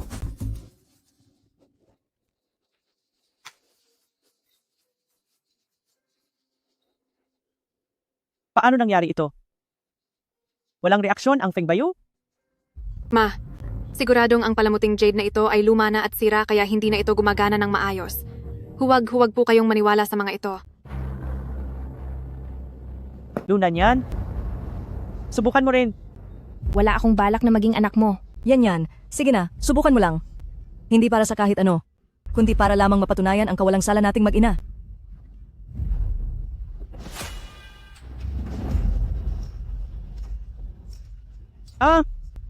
Nagpakita ng liwanag, ang Feng Bayu. Luna niyan, ikaw ang tunay na tagapagmana ng pamilyang Jiang. Ikaw ang tunay kong anak. Hindi po, Ma. Itong bagay na ito ay sigurado akong binalak nilang patibong. Huwag po kayong maniniwala. Kung ganoon, maglalakas loob ka bang magpa-paternity test ulit? Ikaw na impostora ka. Hanggang ngayon ba ay niloloko mo pa rin ako? Sisiguraduhin kong pagbabayaran mo ito. Ako ang impostora? Ano ka naman sa tingin mo? Hindi ba tinulungan mo pa ang impostorang gaya ko para apihin ang sarili mong anak? Hindi mo pa ba alam? Sa tuwing nakikita kong sasabihin na ng anak mo ang totoo, pero malupit mo siyang inaapi. Napakasaya ng nararamdaman ko. Ha ha ha ha. Yan, kasalanan ito ni Mama. Naging bulag ang iyong ina. Patawarin mo sana si Mama. Yan. Mababalik mo na ang katayuan mo bilang senyorita simula ngayon. Tagapamahala, Jiang. Wala na tayong anumang ugnayan sa isa't isa. Yan. Sinaktan ka ni Mama. Alam ko nang nagkamali ako.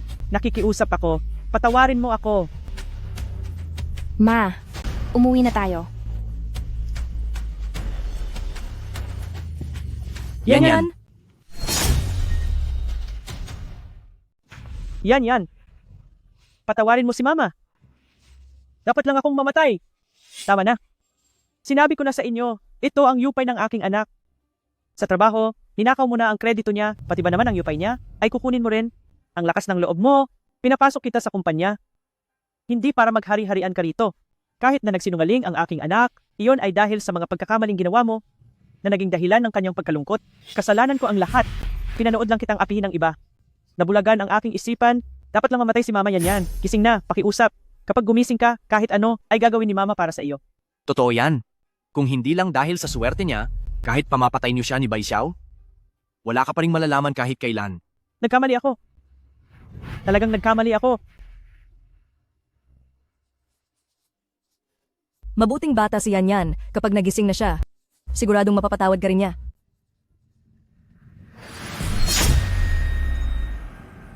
Kapamahala Jiang, kailangang magpahinga ng maigi ng pasyente ngayon.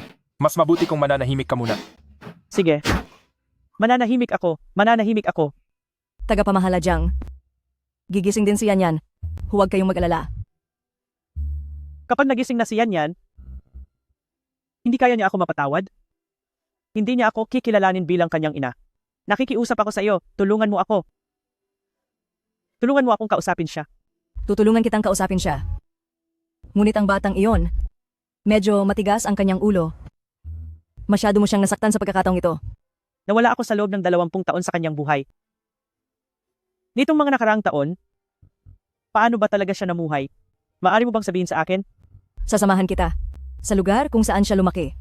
Para tignan. Sige. Tagapamahala Jiang. Dito na kaming mag-ina naninirahan.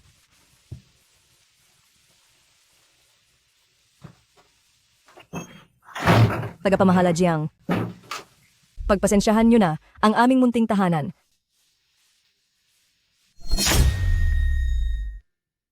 Pasensya na po sa inyo.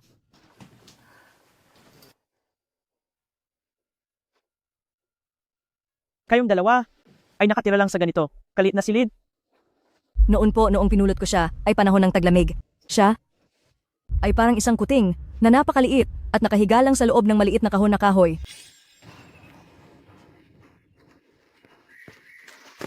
Sa gitna ng matinding taglamig, paanong may bata rito?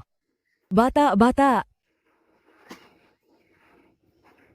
Iniisip ko noon, pagkatapos niyang mag-junior high school, ay ililipat ko siya sa mas malaking bahay. Pero, ayaw niya talaga. Sabi niya sapat na ang lugar na ito dahil narito ang ating mga masasayang alaala. Sa totoo lang alam ko na ang batang ito ay hindi dahil sa ayaw niya sa malaking bahay, kundi dahil ayaw lang niyang gumastos ako ng pera.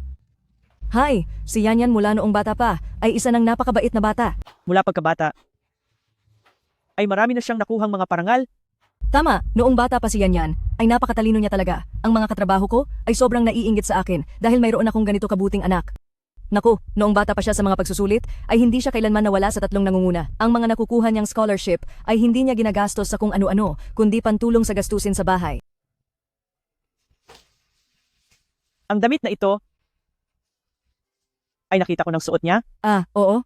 Ito ay damit niya noong kolehiyo. Hindi ito mahal, nasa 80 piso lang. At dito ay marami na ring mga butas. Noong oras na iyon, natatakot ako na mapahiya siya sa harap ng mga kaklase niya. Kaya gusto ko sanang lihim na bilhan siya ng bago. Pero ang batang ito ay ayaw niya talaga. Sabi niya gusto niyang mag-ipon ng mabuti para makabili ng malaking bahay. Tagapamahala Jang, ano pong ginagawa ninyo? Aba, tagapamahala Jang, tumayo po kayo agad. Ano po ang ginagawa niyo? Dapat lang akong lumuhod. Dapat lang akong lumuhod para magpasalamat sa kabutihan niyo kay Yanyan. Tumayo na po kayo. Napalaki niyo siya ng napakabuti. Kung hindi dahil sa inyo, ang aking Yanyan ay namatay na sa lamig noong taglamig na iyon. Hindi ko kailanman mababayaran ang kabutihang ito. Tagapamahala Jang, huwag niyo pong sabihin niyan. Ang makilala si Yanyan ay isa ring napakalaking biyaya para sa akin. Upo po, maupo po muna kayo. Bakit niyo naman nasabi iyan? Napakarami na niyang pinagdaan ng hirap. Dapat ay namumuhay siya bilang isang prinsesa na dapat ay nabibigyan ko siya ng isang buhay na walang inaalala. Kung hindi dahil sa inyo, tuluyan ko na sana siyang nawala. Tagapamahala Jang, ang batang si Yanyan na napakabait. Bakit siya napadpad sa kung saan-saan noon? Noong ako ay bata pa, nagkamali ako ng napangasawa. Pagkatapos kong isilang si Yanyan, ang kanyang ama ay naging lasenggo at sugarol. At sinasaktan kaming mag-ina hanggang sa isang araw, nagdala siya ng isang grupo ng mga siga para ibenta si Yanyan pambayad sa kanyang utang.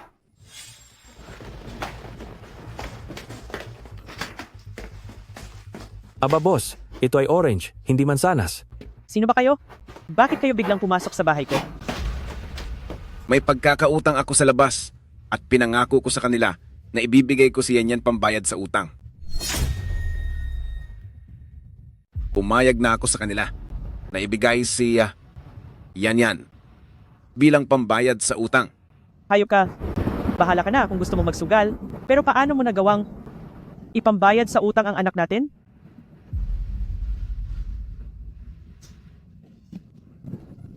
Bitaw. Bitaw sabi eh. Siya naman ay, wala lang namang silbi ang batang ito. Kapag lumaki na iyan, mapupunta rin naman siya sa ibang pamilya bilang asawa. Hindi mo siya pwedeng ibenta. Yan. Kaya mo rin siyang... Kaya mabuti pa. Mas maagang ibenta siya para makatipid sa pagkain. Hindi, wag po. Hindi niyo siya pwedeng ibenta. Wag po siyang ibenta. Kuya Long. Hindi masama. Magiging maganda rin ang batang ito paglaki. Dadalhin na namin ang bata. At ang mga utang nating dalawa ay burado na. Sige. Salamat, Kuya Long. Hindi. Mama, gusto ko si Mama. Ako? Mama? Kuya. Kuya naman, kuya. Nakikiusap ako sa inyo. Huwag niyo siyang kunin. Magkano ba ang utang niya sa inyo? Pakonti-konti ko itong babayaran sa inyo. Napakakulit mo talaga. Yan. Kuya Long, ayos lang yan. Dalhin niyo na ang walang silbing batang ito. Yan. Ibalik niyo ang yan ko. Kung ano-ano lang ang sinasabi ng asawa ko. Mula noon, nakipag-divorce na ako sa hayop na iyon. Nagtayo ako ng sarili kong kumpanya. Pero wala akong araw na pinalampas sa paghahanap kay Yanyan. Para sa akin, siya ang pinakamahalagang tao sa buhay ko. Madalas kong iniisip na kung darating ang araw na mahanap ko siya, ibibigay ko sa kanya ang lahat ng pinakamaganda sa mundo at hindi ko hahayaang masaktan siya kahit kaunti. Pero ngayon ko lang nalaman na ang taong nagpahirap ng husto sa kanya ay ako mismo. Kasama ang isang impostor, pinagtulungan namin siyang apihin at ipahiya siya kahit anong paliwanag at pagmamakaawa niya. Hindi man lang ako natinag. Hindi ako karapat dapat maging isang ina. Tagapamahala, Hindi ako karapat-dapat. ayos lang iyon. Ngayon, lumabas na ang katotohanan. Ngayong mayroon ng mabuting ina na tulad niyo si Yanyan para protektahan siya sa hinaharap, hindi na siya muling aapihin pa. May hihilingin ako sa iyo. Tagapamahala, tumayo po kayo. Ano man iyon, maaari nating pag-usapan ng maayos. Alam kong nagkamali ako. Ayaw na akong kilalanin ni Yanyan bilang ina niya. Nagmamakaawa ako sa iyo, ibalik mo na sa akin si Yanyan, pakiusap. Babayaran kita. Susuklian ko ang lahat ng mga taon na inalagaan at pinalaki mo siya. Ako, noong mapulot ko siya, itinuring ko na siyang parang sariling anak. Kailanman ay hindi ko inisip na humingi ng anumang kabayaran. Alam kong buong puso mo siyang minahal. Pero isipin mo rin na kung babalik siya sa akin, magiging isa siyang mayamang tagapagmana, makukuha niya ang lahat ng naisin niya.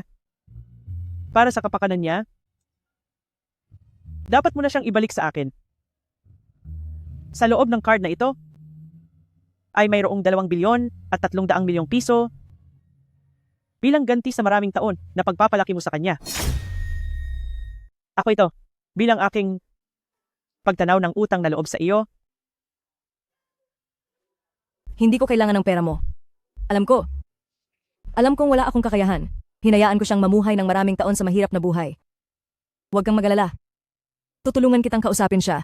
Ngunit, ang lahat ay nakadepende sa kanyang desisyon. Maraming salamat sa iyo. Ito ay dapat mong tanggapin. Dapat mong tanggapin ito. Kung hindi ay makakaramdam ako ng labis na pagkakasala. Dapat mo talaga itong tanggapin. Hindi ko alam kung kailan si Yanyan magigising. Pagkagising niya, baka kaya hindi niya ako mapatawad. Tagapamahala, huwag kayong mag-alala. Si Yanyan ay isang mabait na bata. Siguradong mapapatawad ka niya.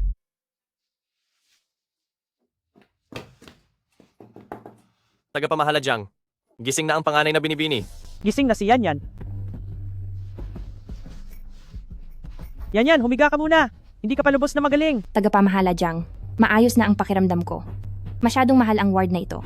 Wala akong trabaho ngayon, hindi ko ito kayang bayaran. Maari po bang tumabi kayo? Yanyan, patawarin mo si Mama.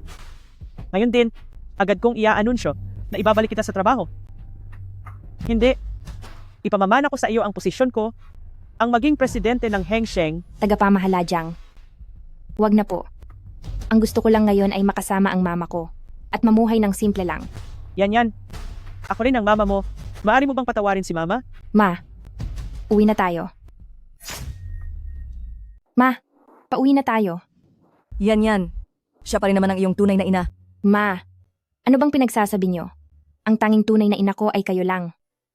Yanyan, maraming nagawang pagkakamali si Mama, nararapat lang na magalit ka sa akin.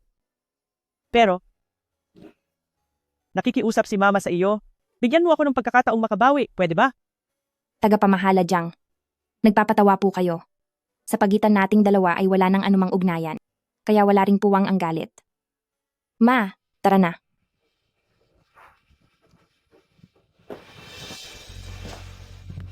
Tagapamahala, Zhang Qing, sabihin mo sa akin, hindi ba't karapat dapat lang akong mamatay? Pagkatapos ng lahat ng hirap na mahanap ang aking anak, ayaw niya naman akong kilalanin. Hindi niyo po lahat kasalanan niyon. Kasalanan ito ni Bai Xiao. Masyadong tuso at mapanil lang ang kanyang mga paraan. Kaya nagkaroon kayo ng ganitong kalaking lamat sa inyong relasyon.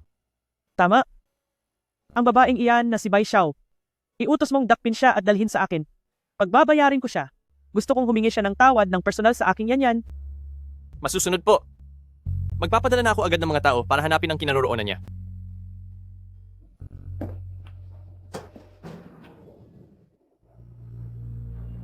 Lintik na matandang iyon. Ang totoo ay ang tanga mo lang talaga. Dahil hindi mo nakilala ang sarili mong anak tapos sa akin mo pa isinisisi ang lahat. Hindi pwede ito. Hindi lang ako pwedeng maupo rito at maghintay ng kamatayan. Kailangan kong gumawa ng paraan para patayin ang babaeng iyan na si Luna niyan. Upang muling makuha ang buhay na marangya.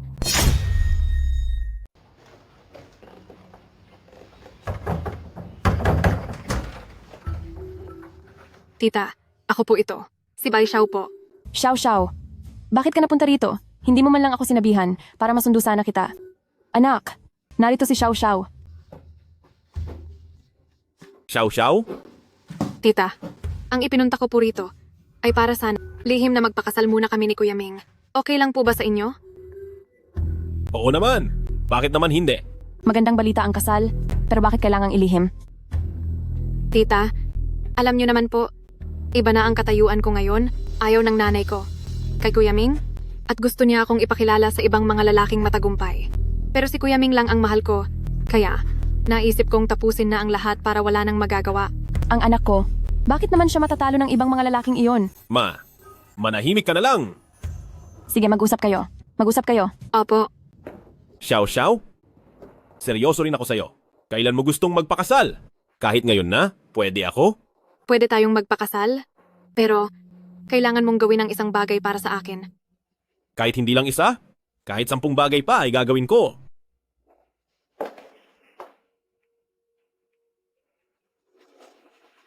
Wala namang mamamatay rito, di ba? Ano ang kinatatakutan mo? Kung may mangyari mang masama, nandyan ang pamilyang Jiang para sumalo. O baka naman, kahit ang maliit na bagay na ito ayaw mong gawin para sa akin? Xiao Xiao, huwag kang mag-alala. Gagawin ko ang gusto mo. Hello, Ma. Nakahanap na ako ng trabaho. Alam ko namang ang yanyan namin ay isang batang may mararating. Kaya ipagluto niyo po ako ng hapunan. Uuwi ako para kumain. Tagapamahala Jiang, ayon po sa inyong utos, ang kumpanyang pinasukan ng panganay na Miss ay nabili na po namin. Kailangan po bang abisuhan ng mga opisyalis ng kumpanya para mas mabigyan ng pansin ang panganay na Miss? Huwag na. Kapag nalaman ni Yan na nakialam ako, siguradong magagalit na naman siya. Susundan pa rin po ba natin ang panganay na Miss ngayon? Sundan mo siya. Hindi ligtas na umuwi siyang mag-isa.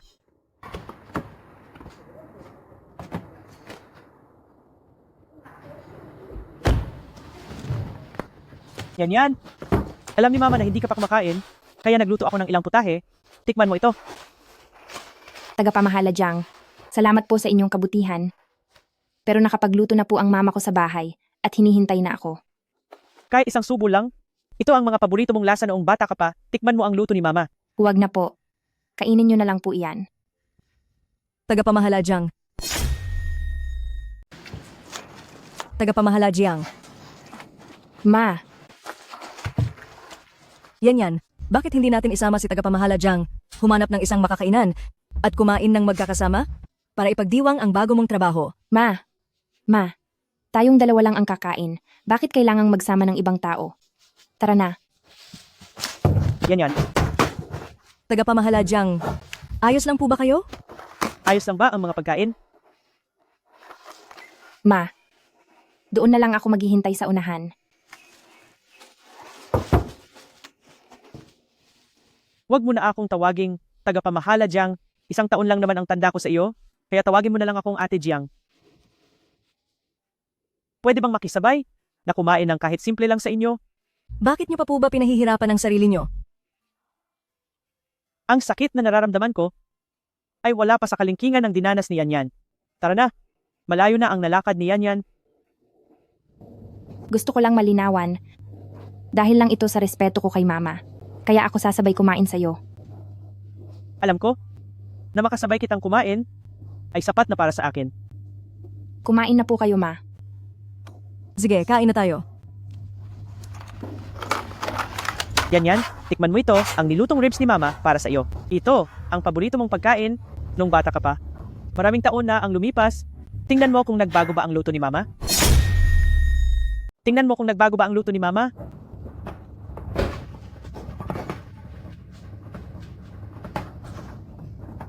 Malaki ka na. Nagbabago talaga ang panlasa ng tao. Ilagay mo na lang sa mangkok ko.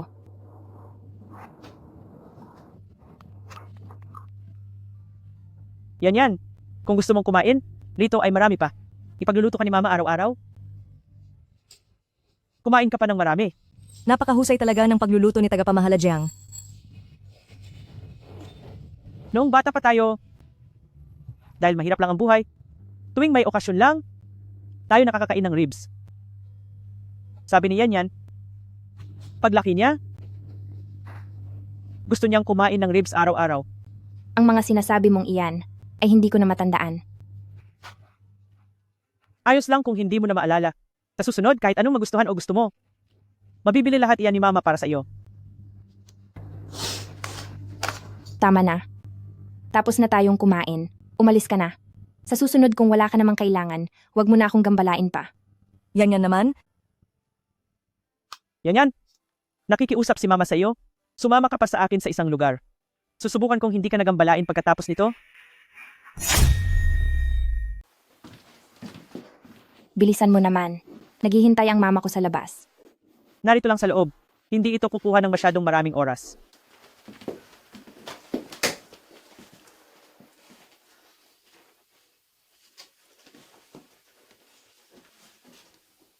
Ito ang litrato mo noong 4 na taon ka pa lang. Noong taon na iyon ay nag-ipon ako ng pera para kumuha ng litrato ng buong pamilya. Pero ang pera ay ninakaw ng tatay mo at ipinansugal niya. Sapat lang iyon para sa isang solo na litrato. Pagkatapos ay pinakuha ko ang litratong ito sa isang photographer. Mabuti na lang at may litratong ito. Sa tuwing nasasaktan ako, ito ang nagpapalakas sa akin. Noong una, bakit mo ako hinayaang mawala? Wala akong magawa noon. Natalo sa sugal ang tatay mo, kaya ibinayad ka niya sa utang. Pagkatapos ay kinuha ka ng mga taong iyon. At ano naman ang mga ito? Ito ang laruan na pinakagusto mo noong bata ka pa. Ito ang unang libro na binasa mo. Ito ang damit na pinakagusto mong isuot noong bata ka pa. Sa tuwing nangungulila ako sa iyo, tinitingnan ni Mama ang mga ito. Parang nandito ka lang sa tabi ko at hindi kailanman lumayo. Tama na muna ang pag-uusap tungkol dito. Tingnan mo ang mga regalo na inihanda ni Mama para sa iyo. Mula nung mawala ka, tuwing kaarawan mo, naghahanda si Mama ng regalo para sa iyo. Noong una ay wala akong pera, kaya ipinaghanda kita ng Barbie doll. Nang lumaon, nagpagawa na si Mama ng mga damit para sa iyo at bumili rin ng mga sapatos na kristal. Madalas isipin ni Mama na kung balang araw, makakabalik ka sa piling ni Mama, siguradong gagawin kitang mukhang isang maliit na prinsesa at bibigyan kita ng buong pagmamahal. Tama na. Nakita ko na ang lahat ng ito. Kailangan ko na umalis. Yan.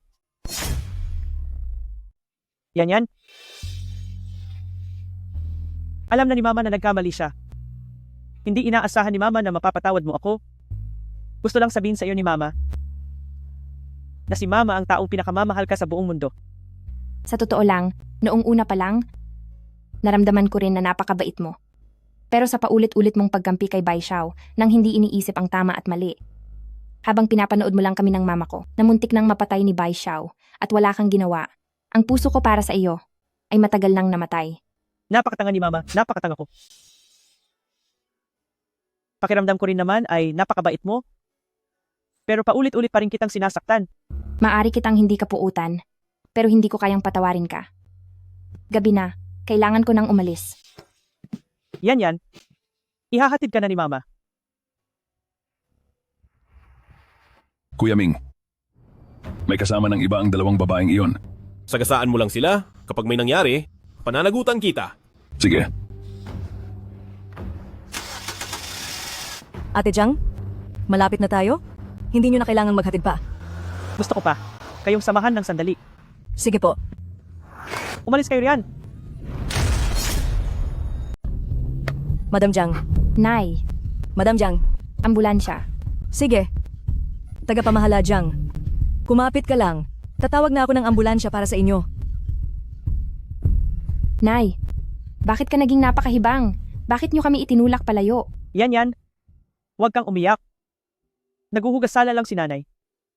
Pero, hindi man lang narinig ni Nanay na tawagin mo akong Nanay. Huwag ka na munang magsalita. Basta't maging maayos ka lang. Mapapatawad na kita. Si Nanay ay hindi humihingi ng iyong kapatawaran. Ang nais lang ni Nanay ay maging ligtas ka. Huwag ka na munang magsalita. Pangako sa akin. Kailangang maging maayos ka at mapapatawad kita. Kapag may nangyaring masama sa iyo, hinding-hindi kita mapapatawad habang buhay. Huwag kang umiyak. Mahal ka ni Nanay. Nay. Basta't ligtas ka lang at maging maayos ka, Mapapatawad na kita, okay?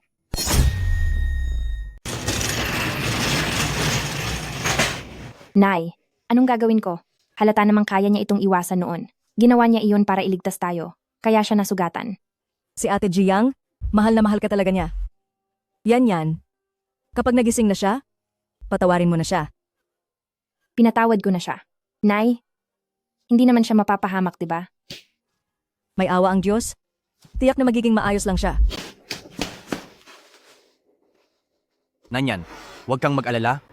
Ipinatawag ko na ang lahat ng mga eksperto mula dito at sa ibang bansa. Siguradong magiging ligtas si Tita Jiang. Siguradong magiging maayos lang siya. Magiging maayos din ang lahat. Kumusta na si tagapamahala Jiang? Hindi pa lumalampas sa kritikal na kondisyon ang pasyente. Sino sa inyo ang kapamilya? Ang pabatid na ito ng panganib sa operasyon, pakipirmahan na ito. Ako ang kapamilya.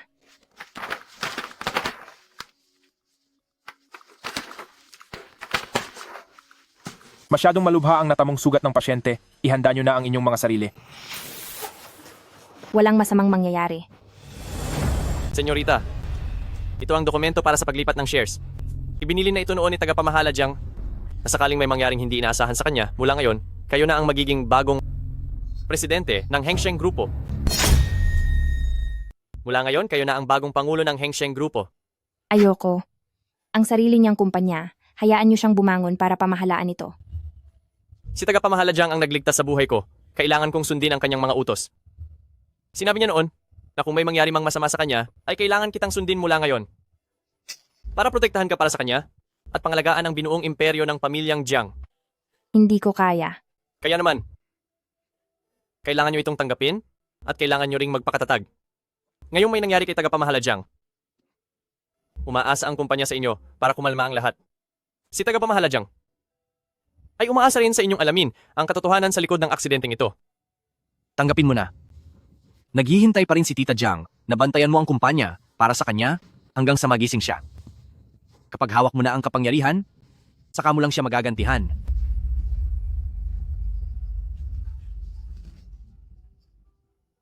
Tama ka. Jiang Qing, imbestigahan mo kung sino talaga ang gustong manakit sa amin. Opo. Umupo ka ng maayos. Kapag nasira ang upuang iyan, babaliin ko ang mga binti mo.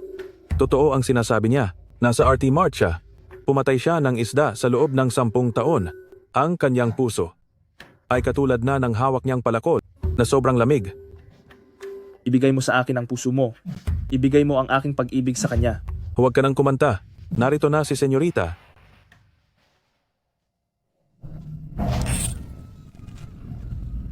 Magsalita ka.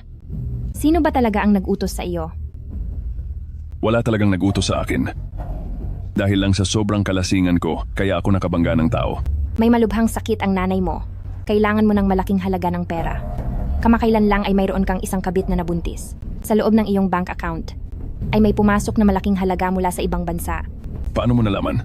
Akala mo ba kapag nagkunwari kang lasing habang nagmamaneho ay mababawasan ang mga taon ng pagkakakulong mo? Kung hindi mo sasabihin ngayon kung sino ang utak sa likod nito, ikaw at ang iyong pamilya ay maghihirap ng higit pa sa kamatayan.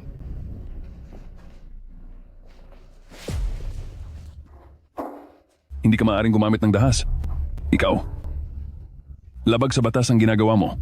Kahit ang pagpatay ay hindi mo kinatatakutan, ano pa ang dapat kong ikatakot? Ipadanas sa kanya ang lahat ng iyon. Huwag po. Aamin na ako sa lahat. Pakiusap, pakawalan niyo na ako. Magsalita ka. Si Feng Junming ang nag-utos sa akin. Pati na rin ang buwisit na si Bai Xiao.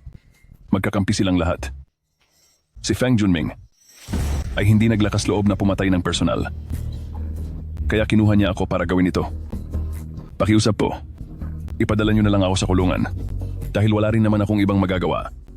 Feng Junming. Bai Xiao. Kayo na naman.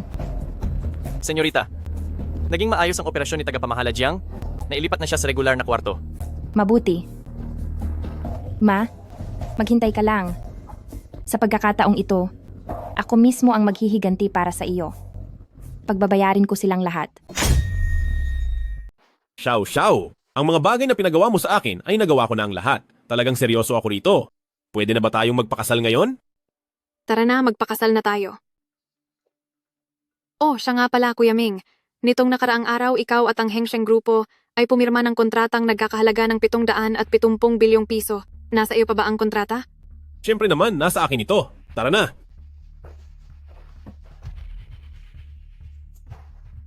Simula ngayon, ikaw na ang magiging tunay at legal kong asawa. Ako, si Feng Junming, ay sa wakas ay nagkaroon na rin ng pagkakataon na maging bahagi ng Hengsheng Grupo bilang kanilang perpektong manugang. Huwag kang ang magyabang. Tingnan mo muna kung kumusta na ang takbo ng kontrata. Senyorita, hindi po ba ninyo sinasamahan si tagapamahala Jiang sa ospital? Alam nyo na bang na ospital ang mama ko? Ngayon, ang lahat ng matataas na opisyal ay alam nang naaksidente sa kotse si tagapamahala Jiang. Ang lahat ng mga gawain ay ipinaubaya na sa pamamahala ng senyorita. Senyorita, dahil mukhang napakasaya ninyo, ibig bang sabihin nito ay ang kalagayan ni tagapamahala Jiang ay bumubuti na? Malapit nang makalabas ng ospital ang mama ko. Hindi na kailangang manatili sa ospital ang nanay ko sa lalong madaling panahon. Junming, pumunta ka muna doon at tingnan mo. Kumusta na ang takbo ng kontrata? Mayroon pa akong kaunting personal na bagay na kailangang asikasuhin. Magkita na lang tayo mamaya. Xiao Xiao, hindi ba ako sasama sa'yo? Wag na. Kaya ko na ang sarili ko. Kumusta po? Maari po bang magtanong? Ang tungkol sa kalagayan po ni Ginang Jiang Yingqiu, kumusta na po? Kayo po ba ang kamag-anak ng pasyente? Ako po ang kanyang anak na babae. Sa ngayon, ang kondisyon ng pasyente ay bumubuti na ng kaunti. Subalit nananatili pa rin siyang walang malay. Kararating ko lang galing sa ibang bansa. Nasaan po ba ang silid ng nanay ko? Doon po. Sige po, salamat. Ang pag-asa na magising ang iyong ina ay maaaring maliit na lamang. Doktor, totoo ba ito? Mas mabuti pang hayaan na siyang makalaya ng maaga. Ito na rin ang huling paraan ko bilang anak na maipakita ang aking pagmamahal at respeto. Ito na ang huling paraan para maipakita ko ang pagmamahal ko bilang anak. Sigurado ka bang hindi ka na maghihintay pa ng kaunti? Hindi na. Matandang hukluban. Kapag na-cremate na kita, wala nang makakaalam na si Luna niyan ay anak mo. Ha ha ha.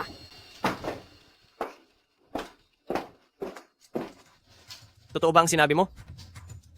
Senyorita, hindi mo ba siya pipigilan? Gagamitin ko ang plano niya laban sa kanya. Gusto kong sa oras na pinakamasaya siya ay mawala ang lahat sa kanya. Kuya Ming, may sasabihin akong magandang balita sa iyo. Mamatay na ang nanay ko. Xiao Xiao? Hindi ka naman yata nahihibang sa lungkot? Anong klaseng magandang balita yan? Kapag pumanaw na si Mama, sa ganoong paraan, mamamana ko na ang lahat sa kumpanya para tuluyan ng mapasa akin. Ang kapangyarihan. Bakit hindi ko naisip ang bagay na yon? Xiao Xiao, mahal na mahal talaga kita. Anak, kung ganoon nga, bakit hindi natin pagsabayan ang seremonya ng mana ni Xiao Xiao at ang kasal nyo? Nang sabay? Eksakto. Double celebration ito. Magandang ideya yan. Huwag na nating patagalin. Itakda na natin ito. Sa loob ng 3 araw. Doktor, kailan po kaya magigising ang nanay ko? Hindi ganoon kalakas ang kagustuhan ng pasyente na mabuhay. Kung maaari, magbanggit ka ng mga bagay na mahalaga sa kanya. Baka sakaling mas mabilis siyang magising. Salamat po. Yan. Alam ni Mama na nagkamali ako. Hindi ko inaasahan na mapapatawad mo ako. Gusto lang sabihin sa iyo ni Mama na si Mama ang taong pinakanagmamahal sa iyo sa mundong ito. Sabihin mo, kung napatawad ba kita ng mas maaga, hindi kaya mangyayari ang lahat ng ito? Ma, matatag na ako ngayon. Hindi lang ang kumpanya ang maayos kong papalakarin, sisiguraduhin ko ring pagbabayarin ang lahat ng mga tarantadong iyon. Hindi kita bibiguin. Ma, gusto ko sanang kumain ng niluto mong ribs. Ma. Binibining Bai at Ginoong Feng ay tunay na magkaparehong perpekto? Talagang itinadhana kayo para sa isa't isa? Sino ba namang hindi sasang-ayon? Sa buong bansa ay wala ka nang mahahanap na ganito ka-perpektong mag-asawa. Hindi ba't na aksidente lang si tagapamahala Jiang sa kotse? Bakit parang si Binibining Bai ay hindi man lang bakas ang lungkot sa kaniya? Ano bang alam mo, ang isang taong malapit na mamatay ay hindi hamak na mas mahalaga ang mga taong buhay pa? Mula ngayon, si Binibining Bai na siguro ang magiging pinakamakapangyarihan sa buong Haicheng. Mga panauhin, salamat sa inyong pagdalo at suporta. Ngayon ay araw ng dobleng selebrasyon at kasiyahan. Ginong Feng, Huwag na po kayong magpaligoy-ligoy pa. Bukod sa kasal ninyo ni Binibining Bay, ano pa ba ang isang magandang balita? Ngayon ang kasal namin ni Xiao Xiao at ito rin ang araw na ang Hengsheng Grupo at ang aking kumpanya ay opisyal nang magsisimula sa proyektong nagkakahalaga ng 800 bilyong piso. Tunay ngang matagumpay si Ginoong Feng sa murang edad.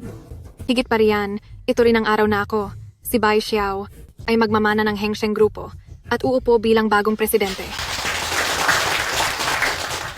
Kapag namana na ang Hengsheng Grupo, siguradong si Binibining Bay ay agad na magiging pinakabatang pinakamayamang tao sa buong bansa, hindi ba? Ito ay 3 sunod-sunod na magandang balita. Kanselado na ang kontratang nagkakahalaga ng 800 bilyong piso. At ang posisyon ng presidente ng Hengsheng Grupo ay hindi mapupunta sa isang impostorang gaya mo. Ang posisyon bilang presidente ng Hengsheng Grupo ay hindi mapupunta sa isang peking katulad mo. Lunanyan, anong ginagawa mo rito? Siyempre, nandito ako para ibunyag ang tunay na kulay ninyong dalawang manloloko. Dahil ba hiniwalayan ka ng anak ko, kaya hindi ka matanggap at nanggugulo ka sa kasal ng anak ko at ni Xiao Xiao? Bakit? Anong pakialam mo? Mas matangkad pa nga ako sa iyo, kaya wala kang karapatang pagsabihan ako. Papatayin kita sa bugbog. Ay, hindi mo ako matatamaan. O ayan, tinamaan din kita. Bruhang ito! May gana ka pang saktan ako? Alam kong hindi mo pa rin ako malimutan, pero tapos na tayo at nakaraan na ang lahat. Si Xiao Xiao lang ang tanging mahal ko ngayon. Pwede ba? Huwag ka nang gumamit ng ganitong paraan para lang makuha ang atensyon ko? Sasabihin ko sa iyo, pinapunta kita rito ngayon para lang ipakita sa iyo na nakuha ko na ang lahat ng ari-arian ng pamilyang Jiang at naging isa na rin ako sa mga taong hinding-hindi mo na kailanman maaabot. Hanggat nandito ako, huwag mong asahang makukuha mo ang yaman ng pamilyang Jiang. Gaya ng inaasahan, iisang taktika lang ang alam mo. Sinabi ko na sa iyo, kukunin ko ang lahat ng mayroon ka. Ngayon, alam mo na siguro ang ibig kong sabihin? Kahit pa yung matandang hukluban na iyon, ay bawiin ka pa sa akin, ano namang magagawa niya. Ang lahat ng sa iyo ay magiging akin lahat. Binibining Lu, bakit ganyan ang iyong inaasal? Alam ng lahat ng tao rito na ako ang tanging tagapagmana ng pamilyang Jiang. Talaga? Tingnan natin ngayon kung paanong ang isang bastarda na gaya mo, sa anong karapatan, mo mamanahin ang yaman ng pamilyang Jiang. Bastardo ka! Sa anong karapatan, para manahin ang ari-arian ng pamilyang Jiang? Bastardo? Anong nangyayari? Ang Binibining Bay ba ang tinutukoy niya? Luna niyan, nagmagandang loob na nga ako. Para hayaan kang makapanood dito, pero wala ka palang ibang alam kundi manggulo. Mukhang nakalimutan mo na ang kaya kong gawin, no? Aba, anong kaya mong gawin? Titingnan natin. Xiao Xiao? Bakit mo pa ba siya pinapansin? Para sa akin, nakita niya lang tayo na malapit nang maabot ang rurok ng tagumpay at sinasadya niyang pumunta rito para sirain ang araw natin. Ginoong Feng, hindi ito maganda. Kanselado na ang kontratang nagkakahalaga ng daan-daang bilyon. Ano? Sinabi ko na sa iyo, kanselado na ang kontrata. Ikaw ba ang may gawa nito, hayop ka? Huwag kang matakot, Kuya Ming. Kapag naging presidente na ako, kahit ilang daan-daang bilyon pa ang kailangan mo, ay siguradong makukuha natin. Ang posisyon ng presidente ngayong araw, titingnan ko lang kung makakaupo ka sa upuang iyan. Mga tauhan, hawakan niyo ang baliw na babaeng ito.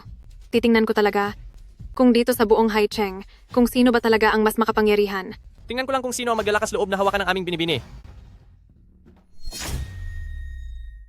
Tingnan ko lang kung sino ang magtatangkang humawak sa ating senyorita. Senyorita, hindi ba si Bai Xiao mismo iyon? Tagapamahala Jiang, inilipat na ang lahat ng saping puhunan sa tunay na anak na si Lunan yan. Si Bai Xiao ay isa lamang kahiyahiyang mapagpanggap. Ano?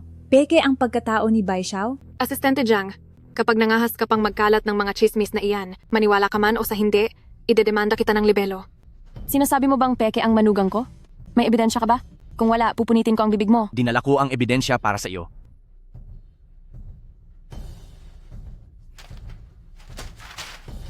Ito ang ebidensyang hinahanap ninyo. Ano?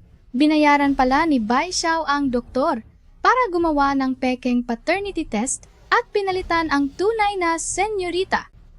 Lahat ng ito ay gawa-gawang ebidensya lamang nila. Siguradong ikaw na babaeng makatika, tinukso mo sila, kaya tinutulungan ka nila. Huwag kayong maniwala. Bai Xiao, malinaw na nakasulat dito sa papel. Tingnan natin kung hanggang kailan ka pa magsisinungaling. Nagpahayag na si tagapamahala Jiang na ako ang tanging anak niya. Kung matapang ka, Tawagin mo siya rito at pabulaanan mo ito sa harap niya. Ikaw ay hindi karapat-dapat maging anak ni Jiang Yingqiu. Hindi ka karapat-dapat maging anak ni Jiang Yingqiu. Hindi ka papatay? Ayon sa utos mo, tinanggal na nga ng doktor ang oxygen tube ko ngayon. Sayang lang, mayroon pa akong mabuting anak, si Lu Nanyan, siya ang tunay kong anak, at siya rin ang tanging tagapagmana ng Hengsheng Grupo. Ikaw na babaeng, may pusong ahas, hindi lang dahil nagpanggap kang anak ko, kundi nagupa ka pa ng papatay sa akin. Sinabi ko na sa iyo, nalalabas at lalabas din ang katotohanan. Ang mga balak at pangarap mo ay sabay-sabay na maglalaho. Humanda kang harapin ang hustisya.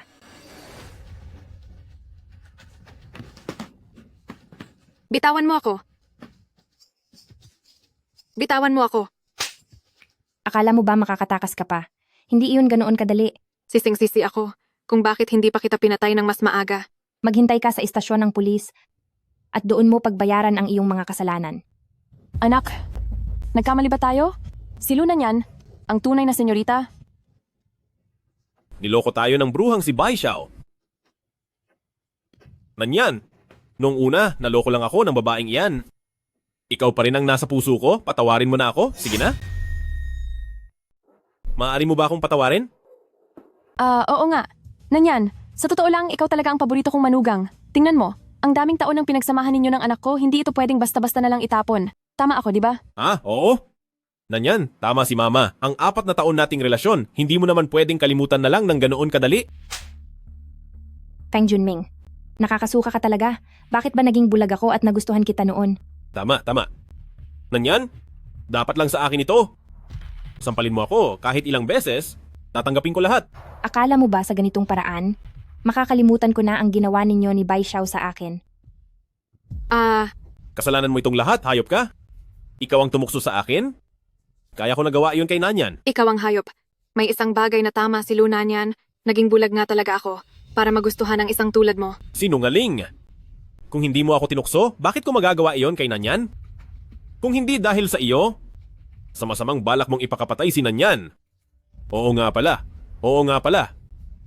Pati ang killer, siya rin ang kumuha sa killer. Akala mo ba sapat na iyan para mapatawad kita?